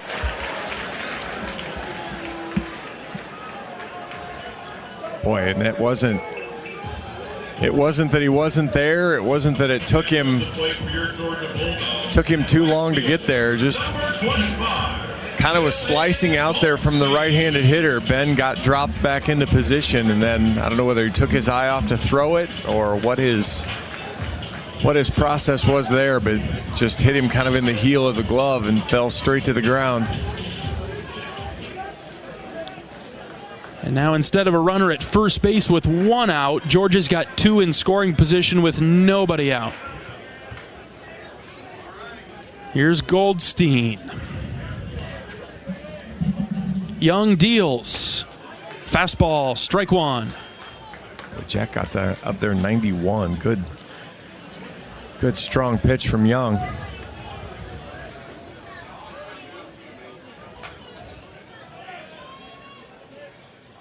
Comes set with the 0-1. Ground ball right side. Nelson moves over, backhands it, and throws it to Young at first base after a bit of hesitation. They'll get the out there, but Condon will score from 3rd. I think he really wanted to, but it was the smart play to not make that throw. 7-3 Georgia in the 6th. Left fielder, number 8. Boy, and the real killer of that is that's a 3-6-3 double play ball. Right.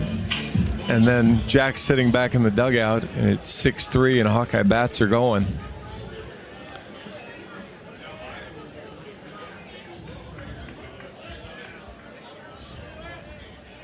But that's not what happened. Instead, another run coming across. This is Chadwick now, the batter for Georgia. Iowa does pull the infield in now to try to stop what we're doing here.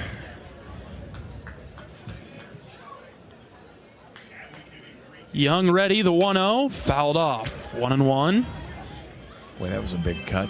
You mentioned he played for Sam Houston. There's a couple of guys that Iowa's faced here. There's a transfer from Texas Tech as well.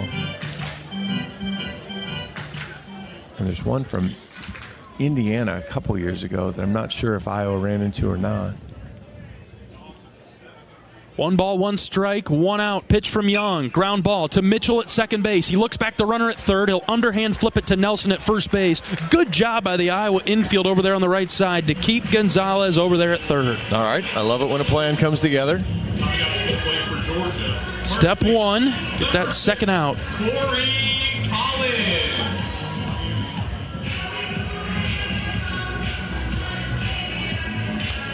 And now here comes Corey Collins, another left-handed hitter. Iowa trailing 7-3, bottom 6. Hawkeyes will have Kopp, Wilmus, and Seegers coming to the plate in the 7th. Young delivers. Strike 1 at the knees. Good start against Collins. The sun going down and my excessive sunburn, I'm starting to get cold. We got some sun today, didn't we? And yesterday. Felt good, though. 0-1 pitch from Young. Just outside. Good spot, 1-1. The upper 50s in Iowa City this weekend. Come to the Dwayne Banks for the home series against Western Illinois. Bring your jacket. Bring your sweatshirt. Excessive wind burn there. Just outside, 2-1 for John. He'll bring his winter coat, maybe the hand warmers. I will absolutely have the hand warmer. There's no question about that, particularly with the forecast on Sunday. Sunday doesn't look like it's in the 50s. I'm not going to discourage anybody from coming, though. Young comes set with the 2-1. Jack's done a nice job today. Pitch just outside, ball 3. I had an old boss in my golf business days that when people would call and ask if it was raining out there, the answer was, it's not right now. And then you could always say by the time they got there, well, it just started. Good. That's good. Young takes a deep breath. Here's the 3-1. Outside corner, strike 2. Full count.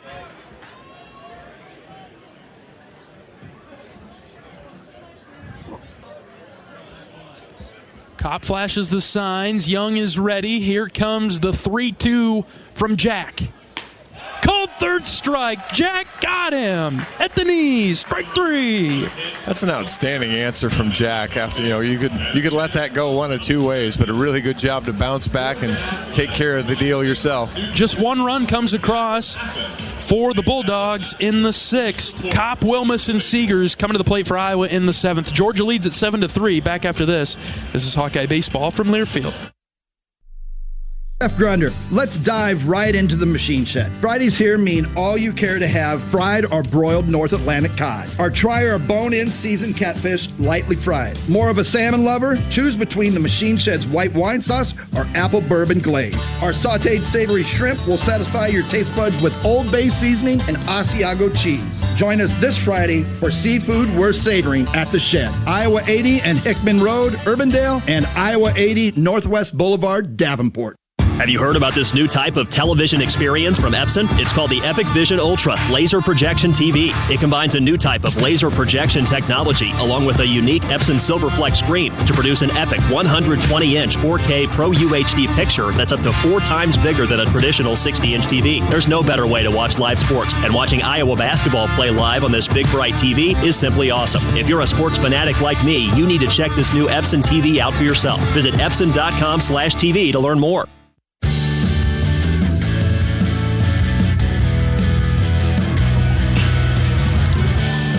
New pitcher into the game for Georgia as we get to the 7th inning. The Bulldogs lead the Hawkeyes 7-3. And entering the game is Josh Roberge, right-handed pitcher, 6'2", graduate, 5th year. 2-0 on the season with a save, 8 2/3 innings, 10 hits, 4 runs have all been earned, 2 walks, 12 strikeouts, 4.15 ERA. Sorry, I lost him. Fastball again, low 90s, 92 to 94. He'll throw that slider and changeup as well. But really, he's going to throw a little bit kind of at that sidearm delivery, not full sidearm, but he's going to throw strikes, and Iowa's going to have to be ready. Kind of that same thing again. He's going to try to get you guessing between fast and slow, and then just basically be able to get you out with either pitch on an indecision. So you're going to have to kind of, same thing we talked about with the last pitcher, make your decision, go with it, and live with the results. String some hits together, Iowa with just 4 today. You take away that second inning, I know you can't do it, but if you put something up in front of that second inning, it's a tight ball game, but singular runs coming across for all teams, or for both teams, in all innings rather than the second. Georgia put up 4 in the bottom of the second. Other than that, though, basically a tie game, but it's that one big inning. If they can do it early, the Hawks can do it late. Davis Kopp is the batter. 1-0 pitch to Kopp, a strike on the high outside corner, count even at 1. Iowa's sitting at 55% strikes. Georgia's sitting at 65. So, again, the key for Iowa was 0-1. They're not getting to 0-1 often enough. At the knees, strike 2 to Kopp. Ooh. Wow. Below the knees, Man. strike 2 to Kopp.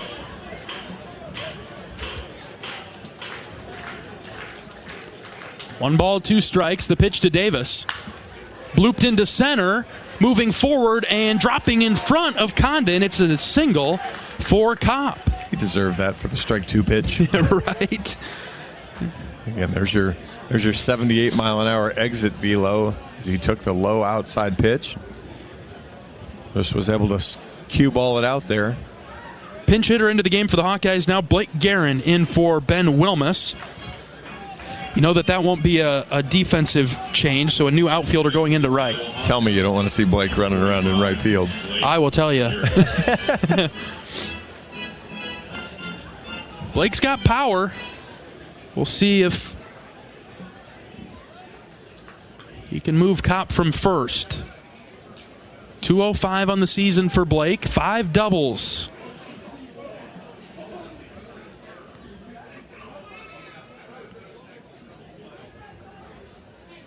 Long pause. The pitch to Guerin. Strike 1. Hard fastball above the knees, right in the middle portion of the plate. Venture to say that Blake swings at it next time he sees it. 0-1 to Blake. Outside. Good discipline there. Don't want to swing at that. 1-1. Michael Seeger's on deck. Iowa down 4 in the top of the 7th. Yeah, Blake's got to trust himself in the box. That's kind of been the struggle, is for him to really believe what he sees, trust his eyes. A lot of room on the right side of the infield. Big gap in left center for Blake. Time called.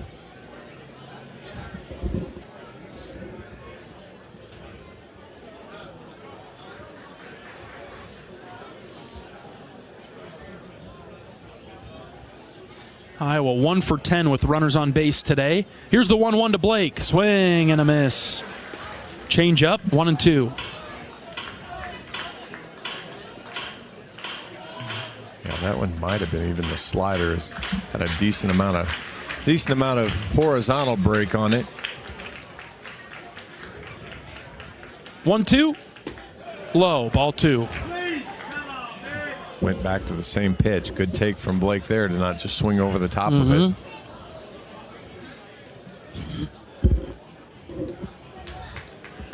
Kopp's got a short lead at first base. 2 balls, 2 strikes. Roberge is ready. The pitch to Guerin. Low, ball 3. Good job, Blake. Those are close. We've seen Blake swing at them before. We've seen a number of hitters swing at those before. Right, that's a good job holding the zone. Kopp's probably not running here on the full count just with his health overall. 3-2. Blake took it for a strike call. That one was low too, but he rung him up. That's ball 4. Man. I'm sorry, that's ball 4. That's just... That ball is down. It's probably over the plate, but it's low. And on a guy that's 6'6". One out in the inning. Here's Seegers. Swings at the first pitch. Strike one.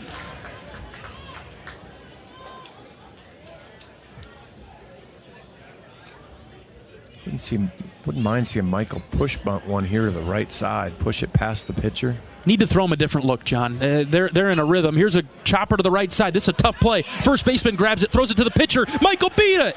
He beat it to first base. Couple of runners on. Would have been really nice to have that walk on the pitch before. So it went with a full swing bunt instead, but whatever works. All right. Maybe the Hawks in business now with a couple runners on and one out. Tried to swipe tag him instead when he realized he was going to miss, but even the tag was late. Iowa down by 4 in the 7th. Couple runners on for Gable Mitchell. Roberge comes set. Third baseman even with the bag. Pitch to Gable. Squares to bunt. Bunted it foul.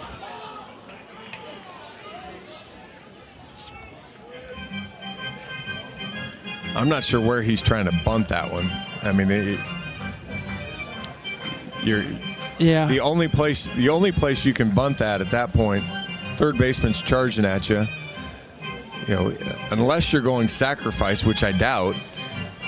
You know, you have to pull that down the first base line with you, and really just kind of hope for miscommunication or traffic. He just didn't really even try to drag it. It just looked like he. Yeah, maybe he was. It's the only thing that makes some sense there. No balls, one strike. The pitch, Mitchell cranks it foul down the line and right. He ambushed that one, but was too far out in front. 0-2. Yeah, he wanted the fastball. Unfortunately, he got the changeup, so he was well in front of it. Super solid contact, but foul into the Coca-Cola concession stand.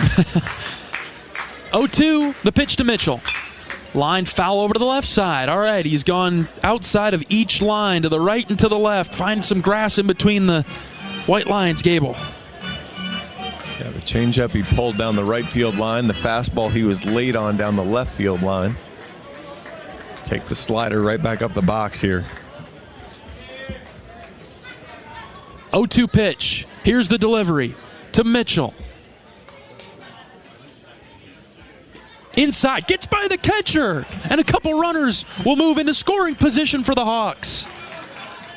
That makes this at-bat even bigger now. Well, yeah, now you've got a runner 90 feet away and a chance to score with just one out. So I mean, that's the important part here is, you know, maximizing opportunities. Again, if you're going to upset a team on their home field, you got to take it when it comes, and you need to find a way to add to it even. Yes. Get a little extra. Have had tons of opportunities today. The pitch to Mitchell. Ground ball right side. It is just foul. I think if it were fair, though, the first baseman would reach out and grabbed it. It was close. It was inches foul. I think that ball had a mind of its own. It decided to go foul right at the last second. Good at bat by Mitchell. One way to make it better. Reward yourself, Gable. So you need to pay it off now, and we're going to have a chat here first. As a proud sponsor of the Iowa Hawkeyes, U.S. Cellular wants you to make the most of today by choosing game day traditions first and scrolling later. U.S. Cellular, built for us. 7-3. Georgia out in front. Runners at second and third base for the Hawkeyes. And now Coach Sutherland will use his timeout as well. Why not? Class is enrolled for Coach Sutherland down the third base line. Coach Heller's out there as well. We got the pass ball, John. Yeah, we've been kind of wanting one of those for a while, and It must have been crossed up because the pitch didn't look that bad. Mm-hmm. I mean, it was inside, but we've certainly seen different ones that get snagged if you know what's coming. Yep. 1 ball, 2 strikes, 1 out for Gable Mitchell. Runners at second and third in the 7th. Roberge is ready. The pitch to Gable. In the dirt, gets away from the catcher. Here comes Kopp. Keep coming, Davis. He scores. 7-4. Not to be oversimplistic about it, but this is how you turn a season around. Good point, John. I mean, you keep battling, you keep fighting. Yeah, you keep battling, you keep showing your coaching staff, you keep showing your teammates, you keep showing the fans. More importantly, you keep showing yourself that, hey, we're still here. 2 balls, 2 strikes with 1 out. Find a way on Gable. The pitch. Chopped foul in the box. Sam Peterson on deck. Michael Seeger's at third base now. 1 out. It's 7-4, Georgia in the 7th. Yeah, I mean, this is the opportunity for Iowa to finally hang up a crooked number. And so take advantage of it and, heck, restart it. Get on base and restart it. The 2-2. Chopper to the right side. Seegers will come down the line. He'll score. The race to the bag is won by Georgia's pitcher. Mitchell is out there. 7-5. Iowa within 2, but 2 outs in the 7th. Hey, you'll take it. You responded to Jack Young did a great job with second and third and nobody out. He gave up 1 run. Now you responded. You got that run back and another. You're now back to within 2. Keep digging, keep fighting. Sam Peterson comes into the box. First pitch to Peterson. Foul ball in the box. He got his hands going and couldn't get the bat out of the way. That pitch was way inside to Petey. Tried to check, and we've seen how many guys have we seen get hit by that pitch instead. Somehow it goes off Petey's bat. The 0-1 to Sam. Inside. Almost hit him in the back knee, 1-1. I don't know that I'd want to catch any sort of a slider off my inside of my knee. No protection there for Sam. Count even at 1. Roberge is ready. Base paths empty. 2 outs. The pitch. Way outside. Ball 2. Iowa within striking distance in the 7th. Have scored in back-to-back innings. Roberge is the scouting report was he's a strike thrower. You can tell the 13 strikeouts, just 2 walks. But, man, he's been all over the place. 2-1, way outside. Ball 3. Raider Tello's on deck. Wouldn't you like to see Raider get a chance at this guy?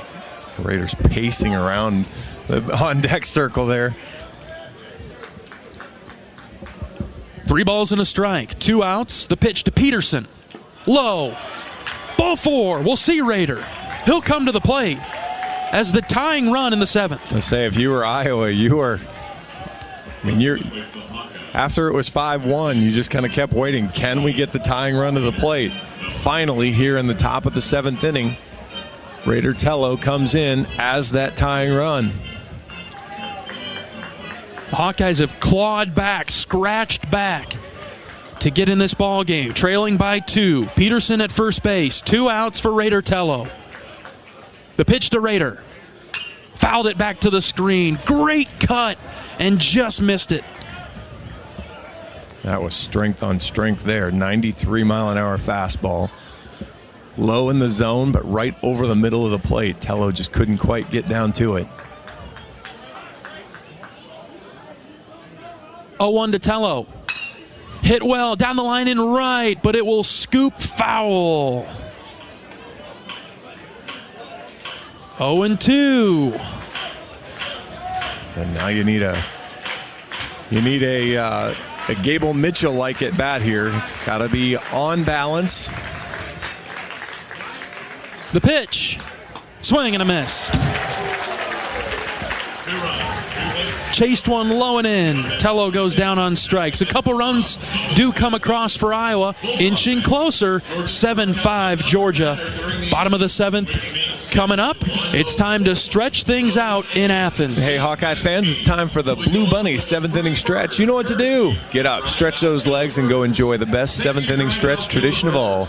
Blue Bunny ice cream. Blue Bunny's a proud sponsor of the Hawkeyes and the 7th inning stretch. This is Iowa Baseball from Learfield. Our mission at Oak Knoll is to provide exceptional retirement living and health services through life care. I'm Steve Rowe, CEO. We are a not-for-profit life plan community and have served the Iowa City area for 57 years. Oak Knoll is located near University of Iowa hospitals and clinics, Kinnick Stadium, Carver Hawkeye Arena, Hancher Auditorium, and downtown Iowa City. Visit our website at oakknoll.com to learn more. We're a proud sponsor of Hawkeye Athletics. Go Hawks! The big game. Family. Friends. We know you count on Alliant Energy to deliver the safe, reliable energy you need, whether you're watching the game, cooking your famous burgers, or leaving a light on for loved ones. For us, it means going beyond the expected to make sure we're planning for the energy you need today and tomorrow. That way you can keep your eye on the ball and focus on what's most important to you. Find out more at alliantenergy.com/poweringbeyond.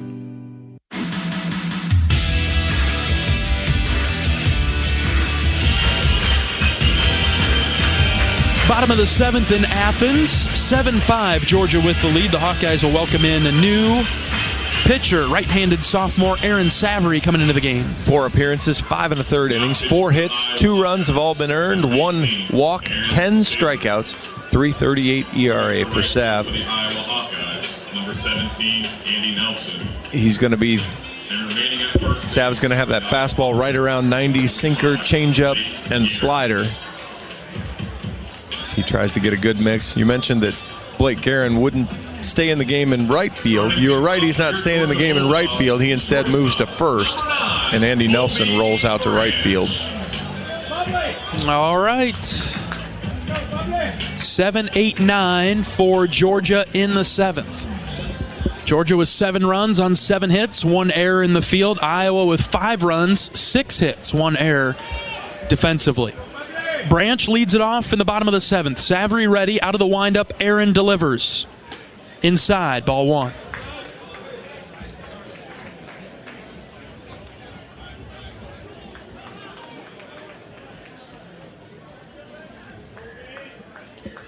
Three infielders on the left side of the infield.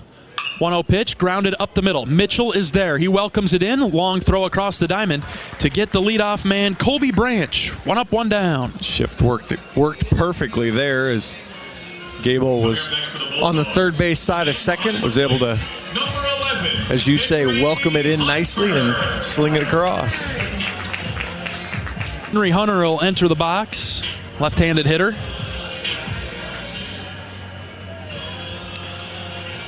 And we'll do the shift in reverse. Right. Go to the other side of the diamond now. He's 1 for 1 today with a couple of walks as a home run back in the 2nd. First pitch from Savory. Lined foul over to the left. Out of play. He may have dented their scoreboard. Yeah. Scoreboard out in right field.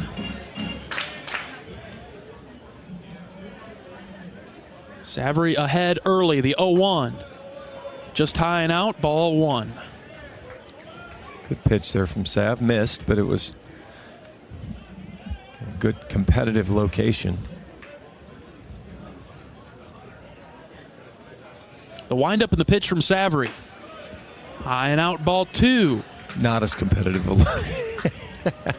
And you can tell Davis was almost full extension over to his left trying to grab that. And then ask for the ball change. That's what it was. Aaron didn't like it. 2-1 from Savory. Outside again, ball 3.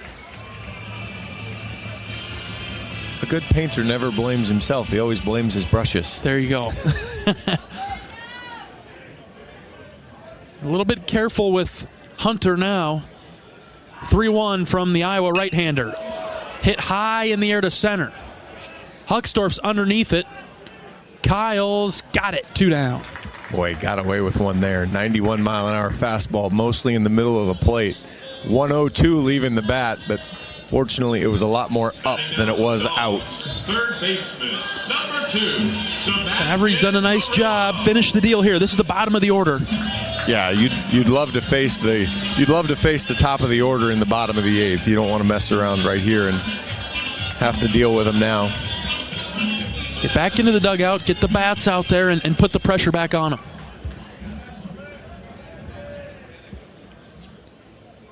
Murillo squares to bunt, puts it perfectly down the third base line. Savory comes off the mound. He throws it to first. No shot. Raider Tello was playing in shallow left, man. He was way back there at third. What did I do to you right before? You signaled it. You called it. He looked down at his waistband, and so there was some signal that came into him, and as soon as he looked, I'm like, he is bunting. Perfect bunt too. And he executed it fantastically. But yeah, it was, unfortunately, the Iowa defense wasn't ready for it, and he pulled it off perfectly. So we will see the top of the order. This is Alford. 2 outs, runner at first base. Savory out of the stretch now. Deals. First pitch with a hard fastball for a strike.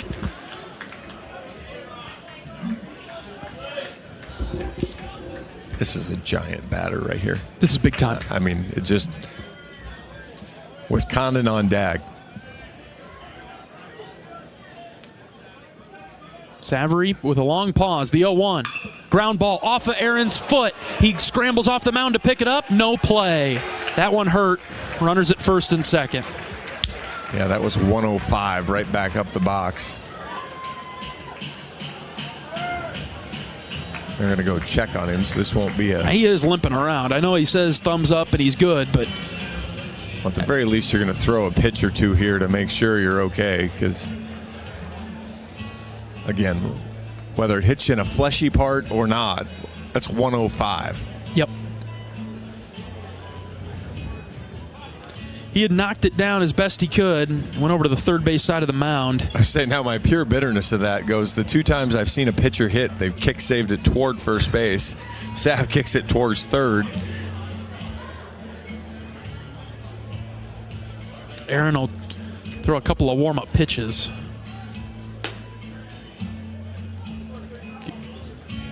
Look good there. See him, he said, I'm good, I'm good. Athletic trainer Jake Feldman out to check him out. Coach Heller as well, and they're retiring back to the dugout. And we will see Condon now with 2 on for Georgia.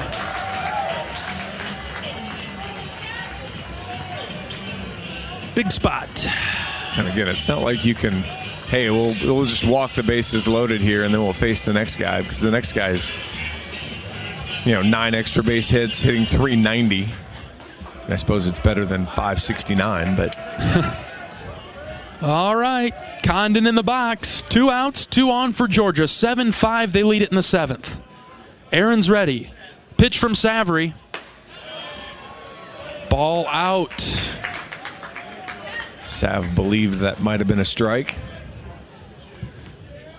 based on some of the things we've seen today, although elevated hasn't gotten that call as much as down in the corner. Savory ready. The pitch, much better, but called a ball. Man, that one right at the top of the zone. And now you really funnel it in to favor the hitter. 2 balls, no strikes. Here's the pitch. Low, ball 3. I mean, at this point, I just put him on. Yeah, I'm not even sure I'd actually throw the pitch. Right. I'd just intentionally walk in, but...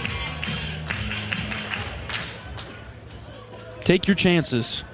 Because on your way back to this, you're going to have to throw him something really good. And who says he's got a red light here? Oh, this light's green. It is. There's no doubt about it. Yeah. Good call. Good call.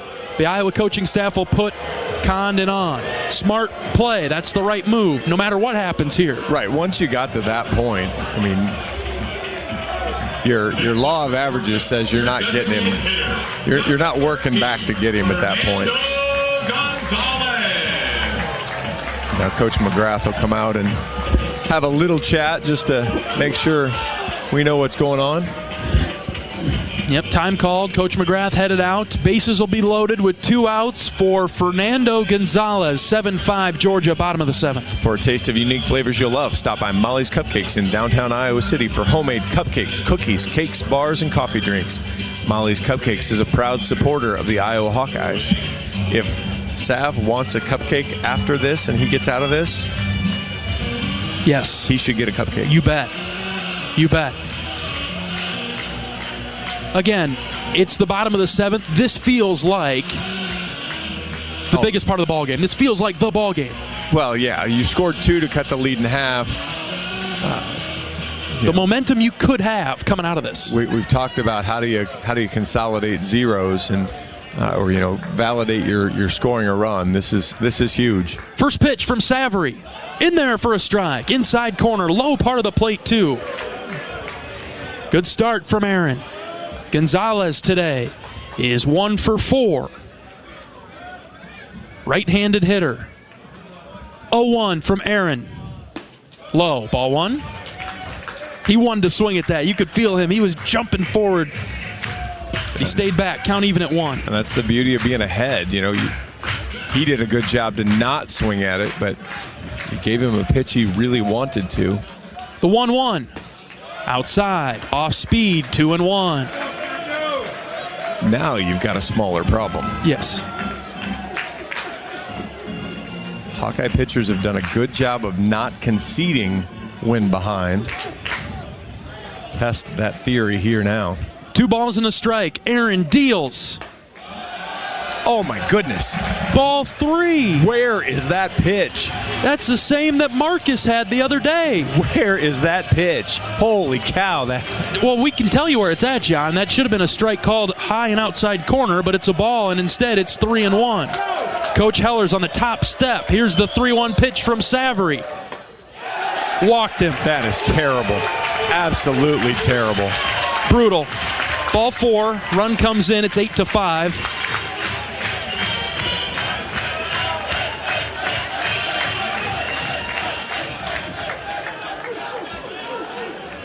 Pinch runner will come in to Coach Heller's on the top step, and it's not to make a change. It's to give the home plate umpire an opinion. Number 36, Trey Pelt. Bases stay loaded for Georgia.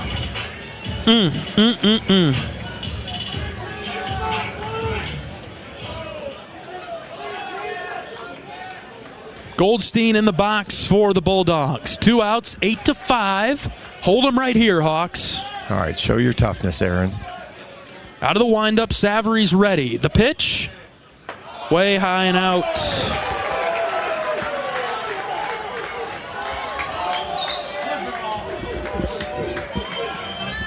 Goldstein today 0 for 2. Have you ever seen a home plate as dirty as this home plate is without the whole left side from our vantage point, the whole left side looks like the dirt. Just never seen a home plate umpire not go clean it up at some point, and it's been that way nearly all the game. 1-0 pitch. Blooped into left center. Peterson sprinting forward, still running. Sam's underneath it. Petey's got it. There's the 3rd out. Just 1 for Georgia. 8-5. The Hawkeyes limiting damage once again. 8-5 Georgia. We're back for the 8th right after this. This is Hawkeye Baseball from Learfield. Our mission at Oak Knoll is to provide exceptional retirement living and health services through life care. I'm Steve Rowe, CEO. We are a not-for-profit life plan community and have served the Iowa City area for 57 years. Oak Knoll is located near University of Iowa hospitals and clinics, Kinnick Stadium, Carver Hawkeye Arena, Hancher Auditorium, and downtown Iowa City. Visit our website at oakknoll.com to learn more. We're a proud sponsor of Hawkeye Athletics. Go Hawks! Even the simplest act can set a chain of good in motion. Like choosing Delta Dental of Iowa for your dental and vision insurance. Because we invest in your community. So whether you get your plan at work or purchase it through us, you make a difference for others. Visit sharinghealthysmiles.com and choose Delta Dental For your smile, for your health, and for your community.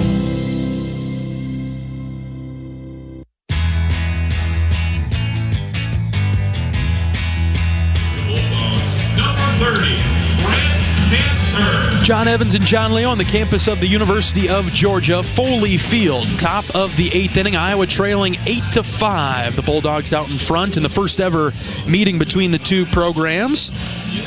Iowa hanging around. Reese Moore, Kyle Huckstorf, and Andy Nelson will come up for Iowa in this inning. They'll face off against a new pitcher for Georgia. And the Bulldogs will turn to 6-foot senior right-handed pitcher Brant Prancer. Prancer coming into the game for Georgia, making his 6th appearance. 6th appearance, 7.71 ERA in 4 2/3 innings, 5 hits, 4 walks. Does have 8 strikeouts, giving up a couple extra base hits. Fastball is going to be right around 90, but he's going to be really slider heavy, and that's going to be in the low 80s. He's got a changeup that comes a little bit harder there. But again, a spot for Iowa to maybe sit on some spin and make a comeback. 6 outs to work with for the Hawkeyes, down by 3. Moore doubled in a run his last time up in the 6th. He'll lead off the Hawkeye 8th. Prancer ready out of the windup. First pitch, strike 1. Low outside corner. Looked like Reese was taken the whole way there. 0-1. Chopper right back to Prancer. He'll jog over, underhand flip it, 1 down. Yeah, chased a breaking ball down and away there, and instead of trying to kind of go with it, was trying to still use his normal pull swing. And didn't work out very well for Reese. Next batter's Kyle Huckstorf. Takes high, ball 1. 310 on the season, but hitless tonight. Kyle trying to get on the board. 1-0 pitch. Outside corner, strike 1. Oh, jeez. I don't even want to look, John. Outside corner of something, but not the plate. 1-1. Fouled back to the screen.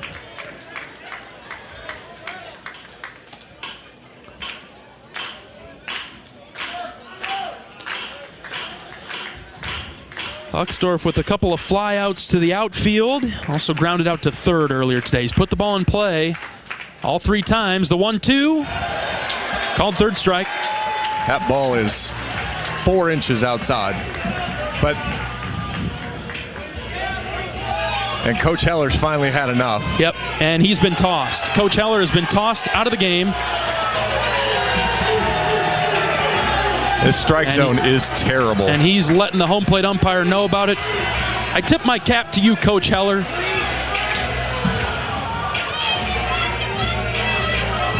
Coach Heller tossed from the game in the 8th inning, trailing 8-5. He's gaining a lot of respect, as if he didn't have enough already from his team. He just got a lot of respect from the guys in his dugout. I mean, I guess the only part of this whole thing that I'll give credit to the home plate umpire is he's called that junk the whole game. But it's just terrible, especially on the pitch he misses with Sav. That's what makes it worse. In the top of the inning. Savry throws a strike in the top of the inning. I mean, this is just disappointing. All right, here's Andy Nelson. Bases empty and 2 outs. Nelson squares to bunt, pulls it back. Ball 1. Far outside. The radio guys from Georgia, he was telling me, it's not that bad. I showed him the track man. He's like, ooh. Another one outside, 2-0. Yeah, and of course the fans want that and that ball's 6 inches outside. But doesn't do a lot of good now. It's like calling the late stalling call in wrestling when the match is settled. There's strike one to Nelson. Like, don't call the stalling warning on a wrestler with 15 seconds left when he needs 2 to tie it up. Right. Now we're going to change the zone in the 8th inning. 2-1 to Nelson. Strike 2, 2-2. Swing it, Andy.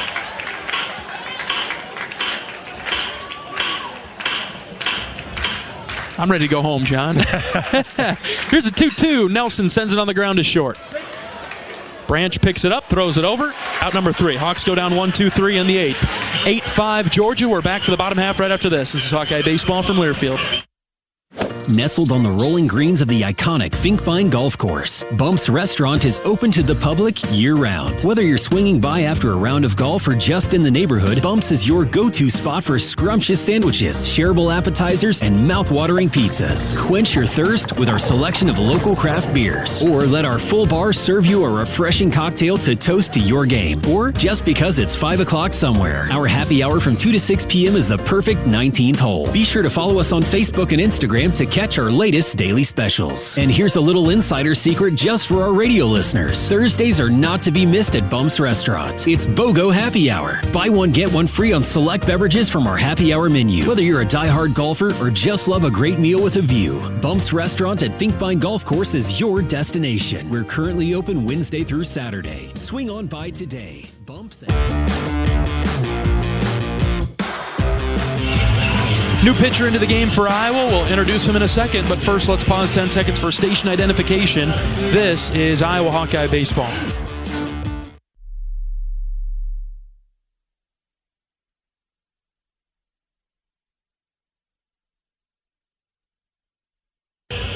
Georgia leads 8-5 in the bottom of the 8th. The Hawkeyes will turn to Brant Hogue, left-handed senior from Sioux City.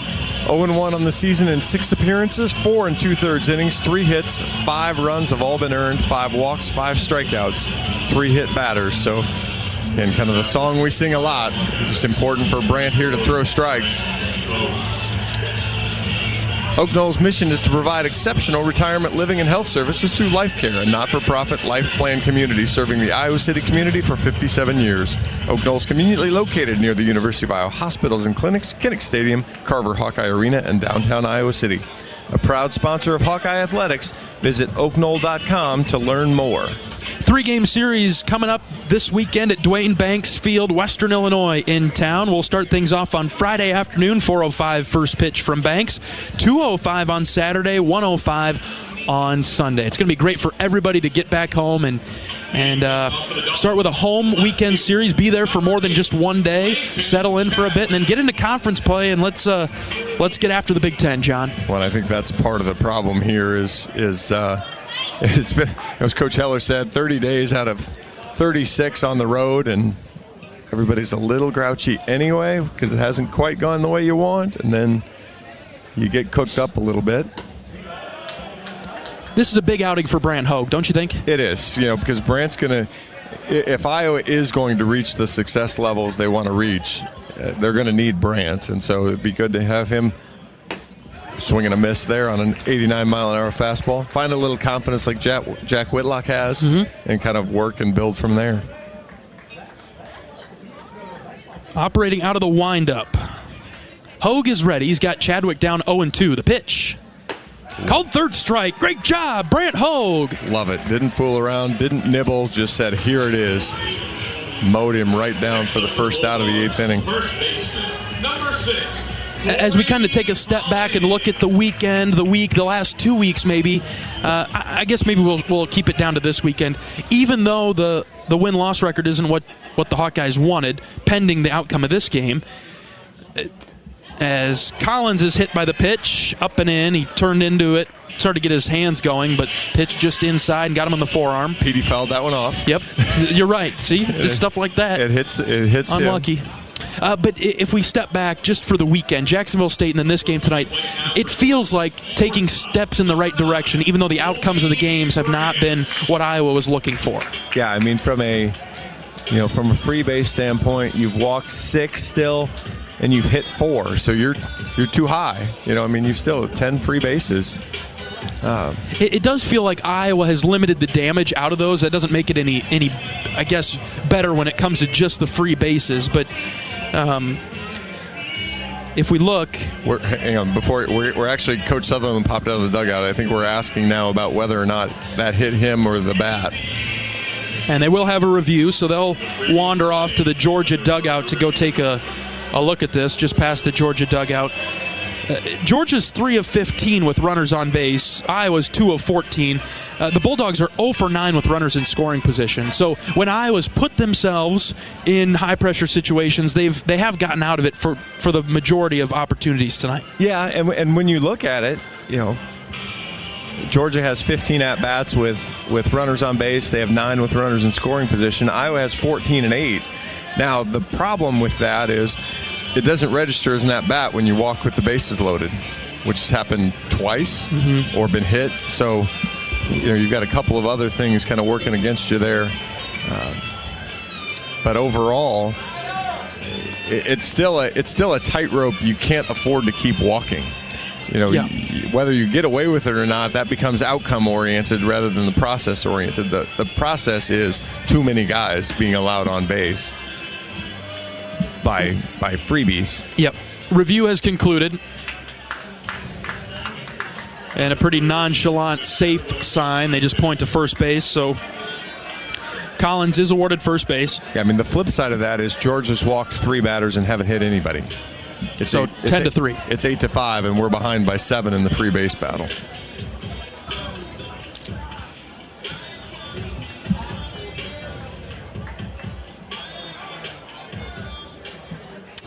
All right, we're ready for play. This is Branch, right-handed hitter. Basically no lead at first base. 3 infielders on the left side of the infield for the Hawkeyes. Hogue deals, fastball high.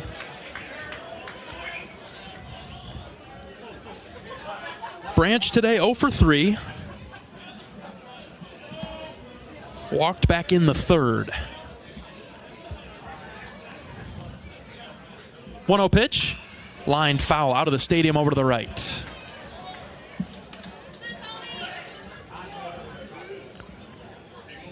Again, love to see Brandt keep battling here, find a way back.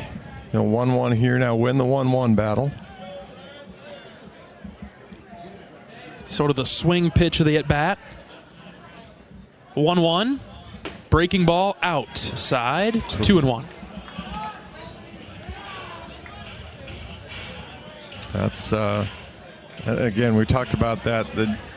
He's called that ball low. He hasn't called that pitch when it's high, so not entirely against that. 2-1. High, ball 3. Sam Hart getting loose in the Iowa bullpen, just in case a change needs to be made, but Hogue trying to battle through. 3 balls and a strike.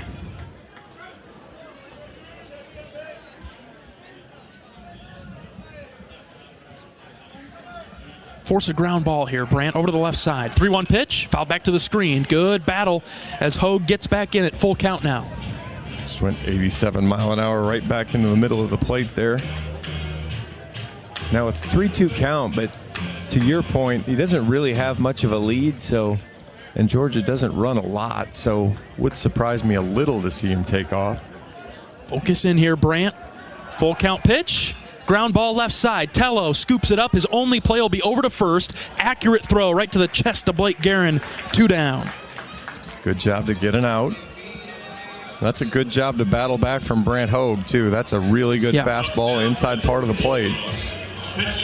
Number 11, Henry Hunter. Now he's got a chance, another lefty-on-lefty matchup to get it done. Iowa struggled just a bit in these situations today.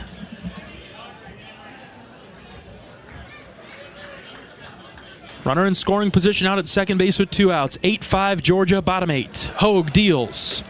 Strike 1.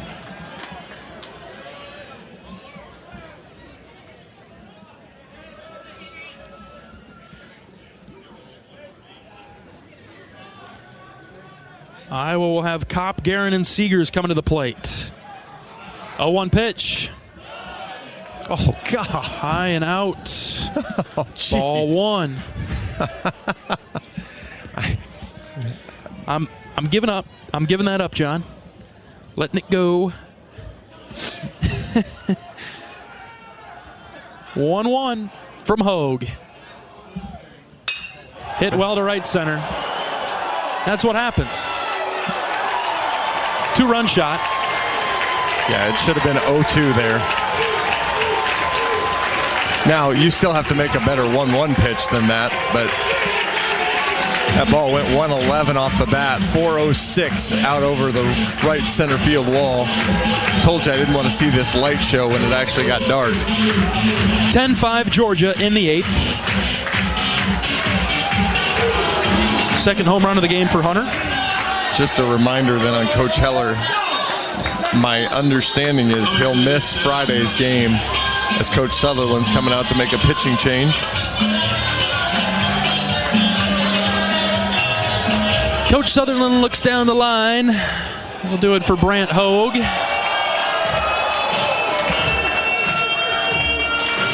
As the Hawkeyes make a change. 10-5 Georgia. We're back after this pitching change break. This is Hawkeye Baseball from Learfield. If you or someone you know is having thoughts of suicide, experiencing a mental health or substance use crisis, or just need someone to listen, 988 provides a direct connection to free, confidential, and compassionate support. When you call, text, or chat 988, you'll be quickly connected to trained crisis counselors who will listen to your concerns, provide support, and connect you to additional resources if needed. There is hope. You are not alone. For 24/7 support, call or text 988 or chat 988lifeline.org. The silly moments, the proud moments, even the hard moments. They're what make life remarkable. And they're why Wellmark Blue Cross and Blue Shield is here for every moment. Committed to making healthcare better, more affordable, with more choices for care. And service and coverage that give you peace of mind no matter what comes your way. So you can show up for every tender moment, every brave moment, and every wouldn't miss it for the world moment. Knowing that Blue is here for you. Go to Wellmark.com/every moment to find a plan right for you.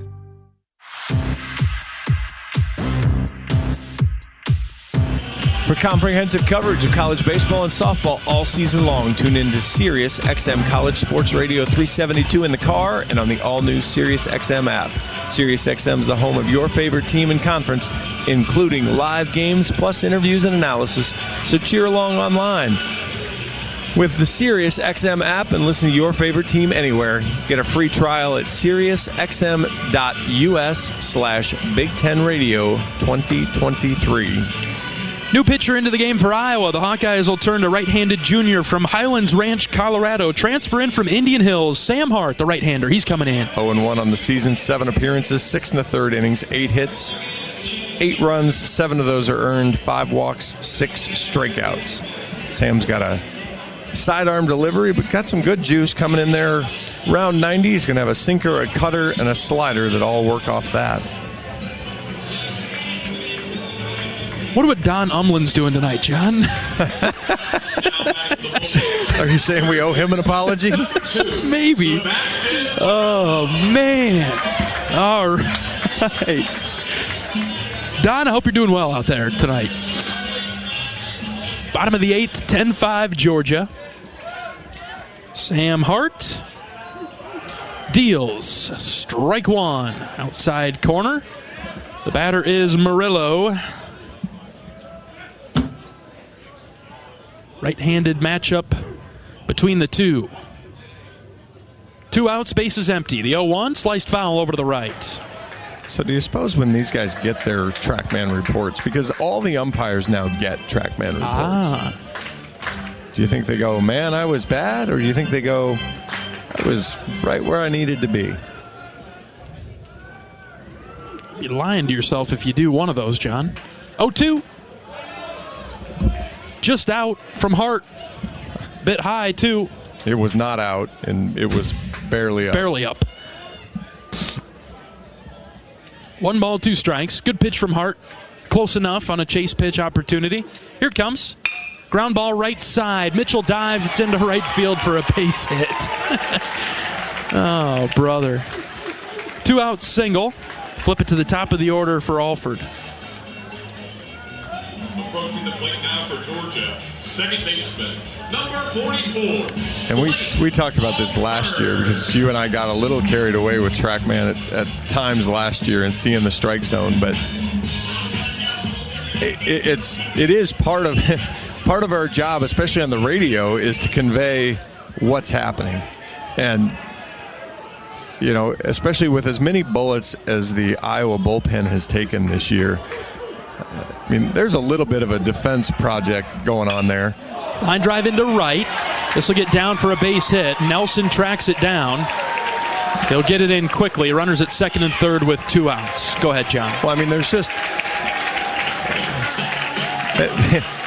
There have been a lot of good pitches thrown by the Iowa bullpen today, and they have walked a couple guys. But I'd contend that a couple of those guys shouldn't have been walked. And I'm not saying because we shouldn't have walked them.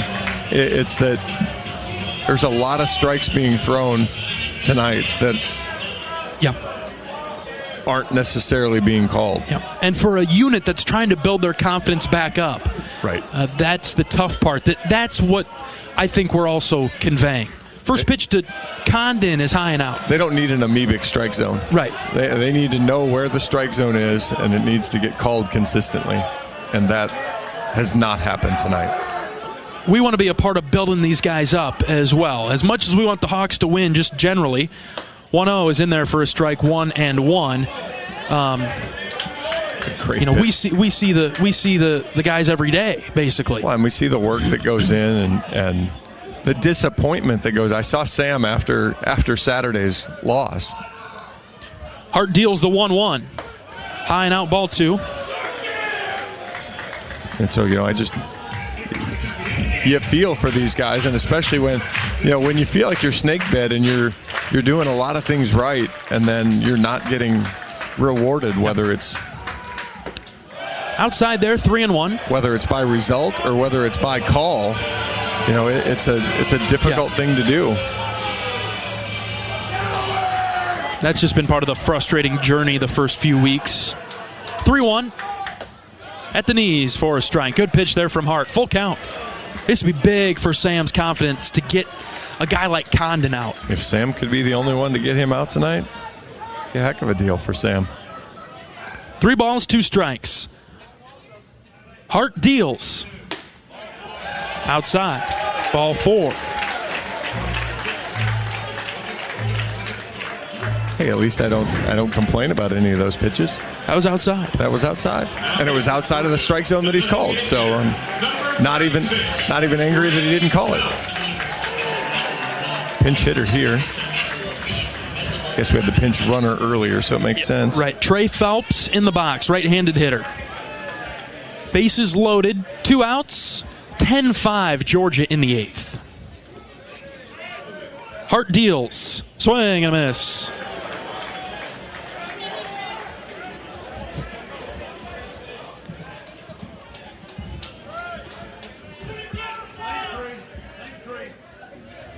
A 1. Outside. Count even at 1. Now, you were able to mess around with Condon because you had first base open, but now you're going to need to go back to attacking the strike zone. Hart comes set, deals the 1-1. Strike 2. Outside corner, 1-2. Good pitch, good spot from Hart. Man, how are you going to feel about that wake-up call in 6 hours, though? I don't know if I'm going to sleep tonight, John. 1-2, just outside, ball 2. It's a college town. You could probably spend most of your evening out and about if you wanted. Stumble in and shower. Come on, Stumble John. in, shower, and head to the airport. We're on. 2 balls, 2 strikes, 2 outs. Hart ready, the pitch. Way outside, ball 3. I am 100% too old for that adventure. Oh, man. All right, Sam, come on, do this.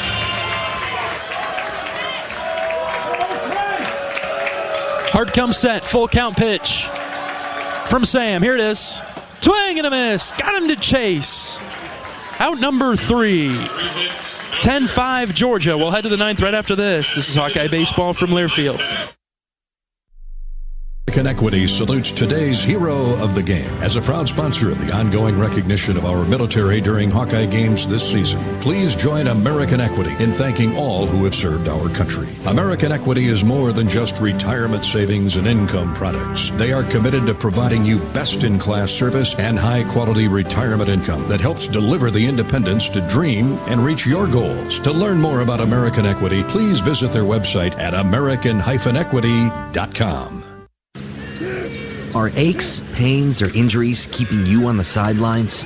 At Athletico, our movement experts are here to help you turn your setbacks into comebacks and create a personalized game plan for your recovery. With no prescription or referral needed, Athletico Physical Therapy is where your comeback story begins. Get started today by scheduling a free assessment at athletico.com. Proud partner of the Iowa Hawkeyes.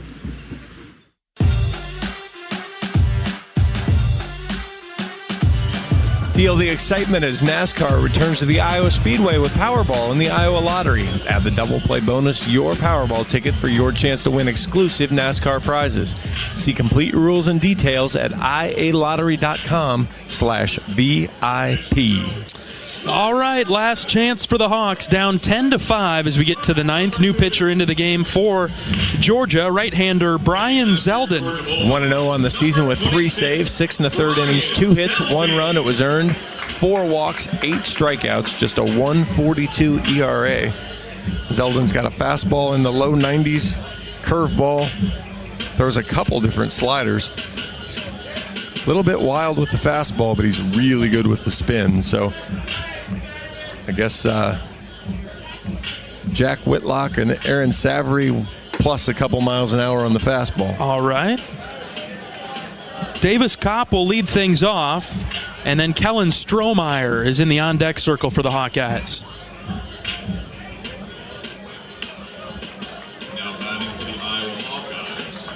Kopp has been one of the best hitters for Iowa today. 2 for 3, home run and a single. Run scored as well. 2 runs scored. And the strikeout was, Right. That was early when we couldn't decide how we felt about the zone. First pitch from Zeldin to Kopp. High and out, ball 1.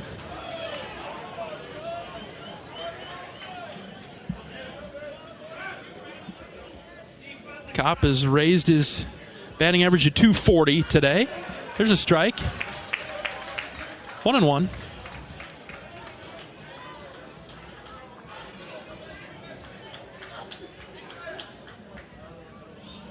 High and out, ball 2 to Davis. Good eye on that. I'm not sure if the whole Hawkeye dugout might have got ejected if he called that one like the crowd like the crowd wants. Man. 2-1 pitch to Kopp. Outside, ball 3. Now, he mentioned he was a bit wild, John. He's missed on a few in a row now. He sprays that fastball around, so if you can maintain the zone, see the breaking ball. Out of the windup, the 3-1 pitch. Swing and a miss. Fooled him a bit on that. Full count. Didn't see the breaking ball. It was across for a strike anyway, but kind of was trying to see fastball and swung through it. Zeldin is ready. The 3-2. Got a piece of it, and Kopp fouled it off. Zeldin brings his glove above his head and really builds some momentum towards home plate with that. Went right back to that slider. We'll do the 3-2 again. Here it is. High above Kopp's head, ball 4. Interesting. I mean, again, a guy wants to throw a spin, but got ahead and then, or got behind and then spun the last 3 pitches, the last one being lost a little control. So see what Kellen can do here.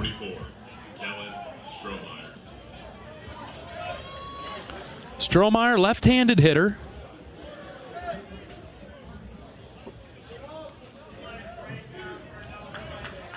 Got a lot of power. First pitch to Kellen is high, ball 1.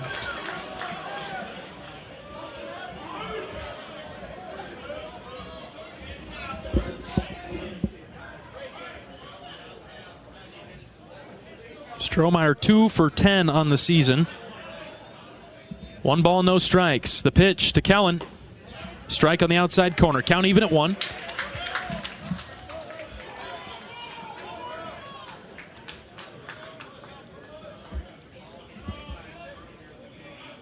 (10-5) Georgia in the 9th. Nobody out. Davis Kopp at first base. 1-1 to Strohmeyer. Hit well to right center. The two outfielders come together, and the center fielder Stinson makes the grab a couple steps in front of the track. Kellen gave it a ride. Maybe got it off the end of the bat just a little bit. And then you're seeing the difference between the sunshine and the cooler night as the ball just doesn't have quite as much jump to it as it did. You have to get it now. Right. Seegers with an opportunity now. 1 for 3 this evening. Squares to bunt, pulled it back, pitched low and out.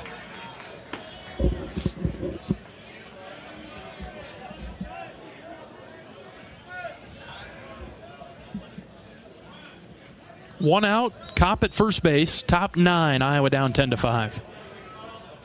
1-0 pitch to Seegers. Oh, jeez. Outside part of the zone, 1-1. I am absolutely just blown away at this point. You don't want Michael swinging at that ball. Yeah, don't get in the habit. 1-1. Ground ball to short. Scoop to second for 1. On to first. Safe. Oh! Double play.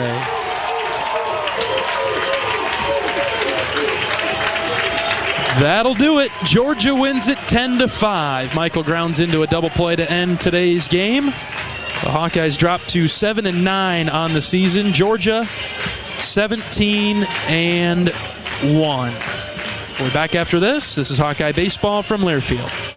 If you or someone you know is having thoughts of suicide, experiencing a mental health or substance use crisis, or just need someone to listen, 988 provides a direct connection to free, confidential, and compassionate support. When you call, text, or chat 988, you'll be quickly connected to trained crisis counselors who will listen to your concerns, provide support, and connect you to additional resources if needed. There is hope. You are not alone. For 24/7 support, call or text 988 or chat 988lifeline.org. Whether you're building a backyard fence for your family's new best friend or firing up the excavator for your next commercial project, a free and simple call can save you from expensive fines and even save your life. Call 811 at least 2 days before you start your next project to have underground utility lines located and marked. At Mid-American Energy, your safety is our #1 priority. So, make it your priority to call 811 before you dig. Paid for by the customers of Mid-American Energy.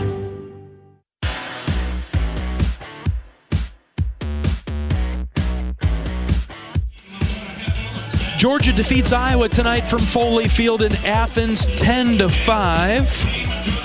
Elliot Cadu-Lanu dealt the loss. Christian Maracna the win for Georgia. Iowa now 7-9 on the season. Georgia 17-1. We'll keep an eye on them throughout the season. All right, let's recap some of this game tonight, John. Well, for all of the complaining that we did about the umpires, let's not forget the fact that Georgia can flat hit it. Oh, yeah. I mean, so that's I don't know if it's enough to compete in the SEC. I don't know if the pitching is enough to compete in the SEC. You know, obviously we didn't see their weekend guys and all that stuff. But my guess is they're going to be able to hit it with just about anybody they run into. So they'll have a chance to make some noise and play some good baseball. The only skewed inning was the second. Georgia put up 4 in the bottom of the second. Otherwise, the Hawkeyes went blow for blow with the Bulldogs tonight. Really did. And, even I thought Elliott did a nice job. I mean, I know he gave up a couple home runs. But, he battled. He stayed in the zone. He wasn't afraid. That's the coaching staff has talked about that of a willingness to compete. So, yeah, he gave up 4 runs on 4 hits. He didn't walk a guy. He was willing to go after him. He was willing to be in the zone and work at it. It obviously didn't work out as well for him as you'd like. All right, Georgia wins it 10-5. We're back after this break. This is Hawkeye Baseball from Learfield. Nestled on the rolling greens of the iconic Finkbine Golf Course, Bumps Restaurant is open to the public year-round. Whether you're swinging by after a round of golf or just in the neighborhood, Bumps is your go-to spot for scrumptious sandwiches, shareable appetizers, and mouth-watering pizzas. Quench your thirst with our selection of local craft beers, or let our full bar serve you a refreshing cocktail to toast to your game, or just because it's 5 o'clock somewhere. Our happy hour from 2 to 6 p.m. is the perfect 19th hole. Be sure to follow us on Facebook and Instagram to catch our latest daily specials. And here's a little insider secret just for our radio listeners. Thursdays are not to be missed at Bumps Restaurant. It's BOGO Happy Hour. Buy one, get one free on select beverages from our happy hour menu. Whether you're a diehard golfer or just love a great meal with a view, Bumps Restaurant at Finkbine Golf Course is your destination. We're currently open Wednesday through Saturday. Swing on by today. Bumps at Finkbine Golf Course. Great food, great drinks, and the best views in town. See you at Bumps.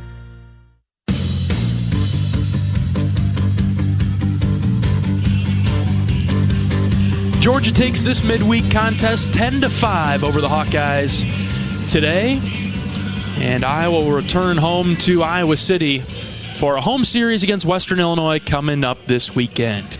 Let's play some of the highlights from today's game. 1-0 pitch to Kopp. Hit well to right. Carrying well. Get going, baby. It is gone. Davis Kopp. Deputy Davis with the home run to right, and we're tied. Boom. Smith taking his time to get back on the rubber after that last pitch. Discipline Reese, the 3-2.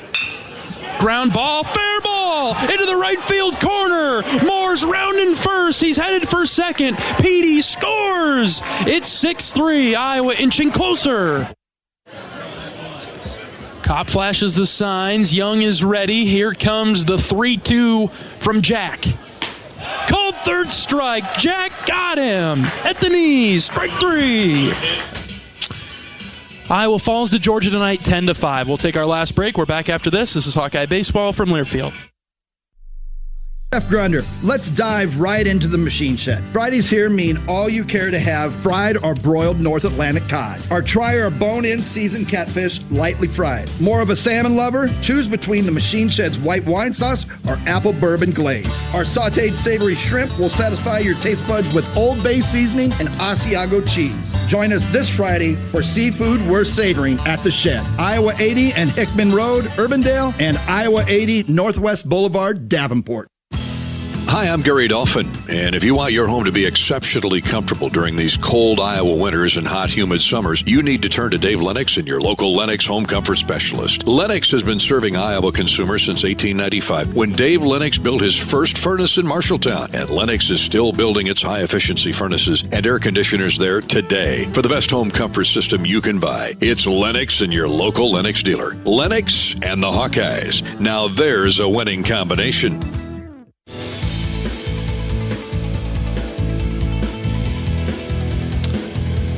All right, winding things down from Athens, Georgia tonight. Iowa falls 10-5 to the Bulldogs. It's going to be great to get back home, John. It's going to be great to get back home, just for everybody to get more normal rest. I mean, even when we've had a day off on the road and you feel like, okay, yeah, I got to rest more, it's still not the same as getting into a routine at home over the next week and trying to build on that.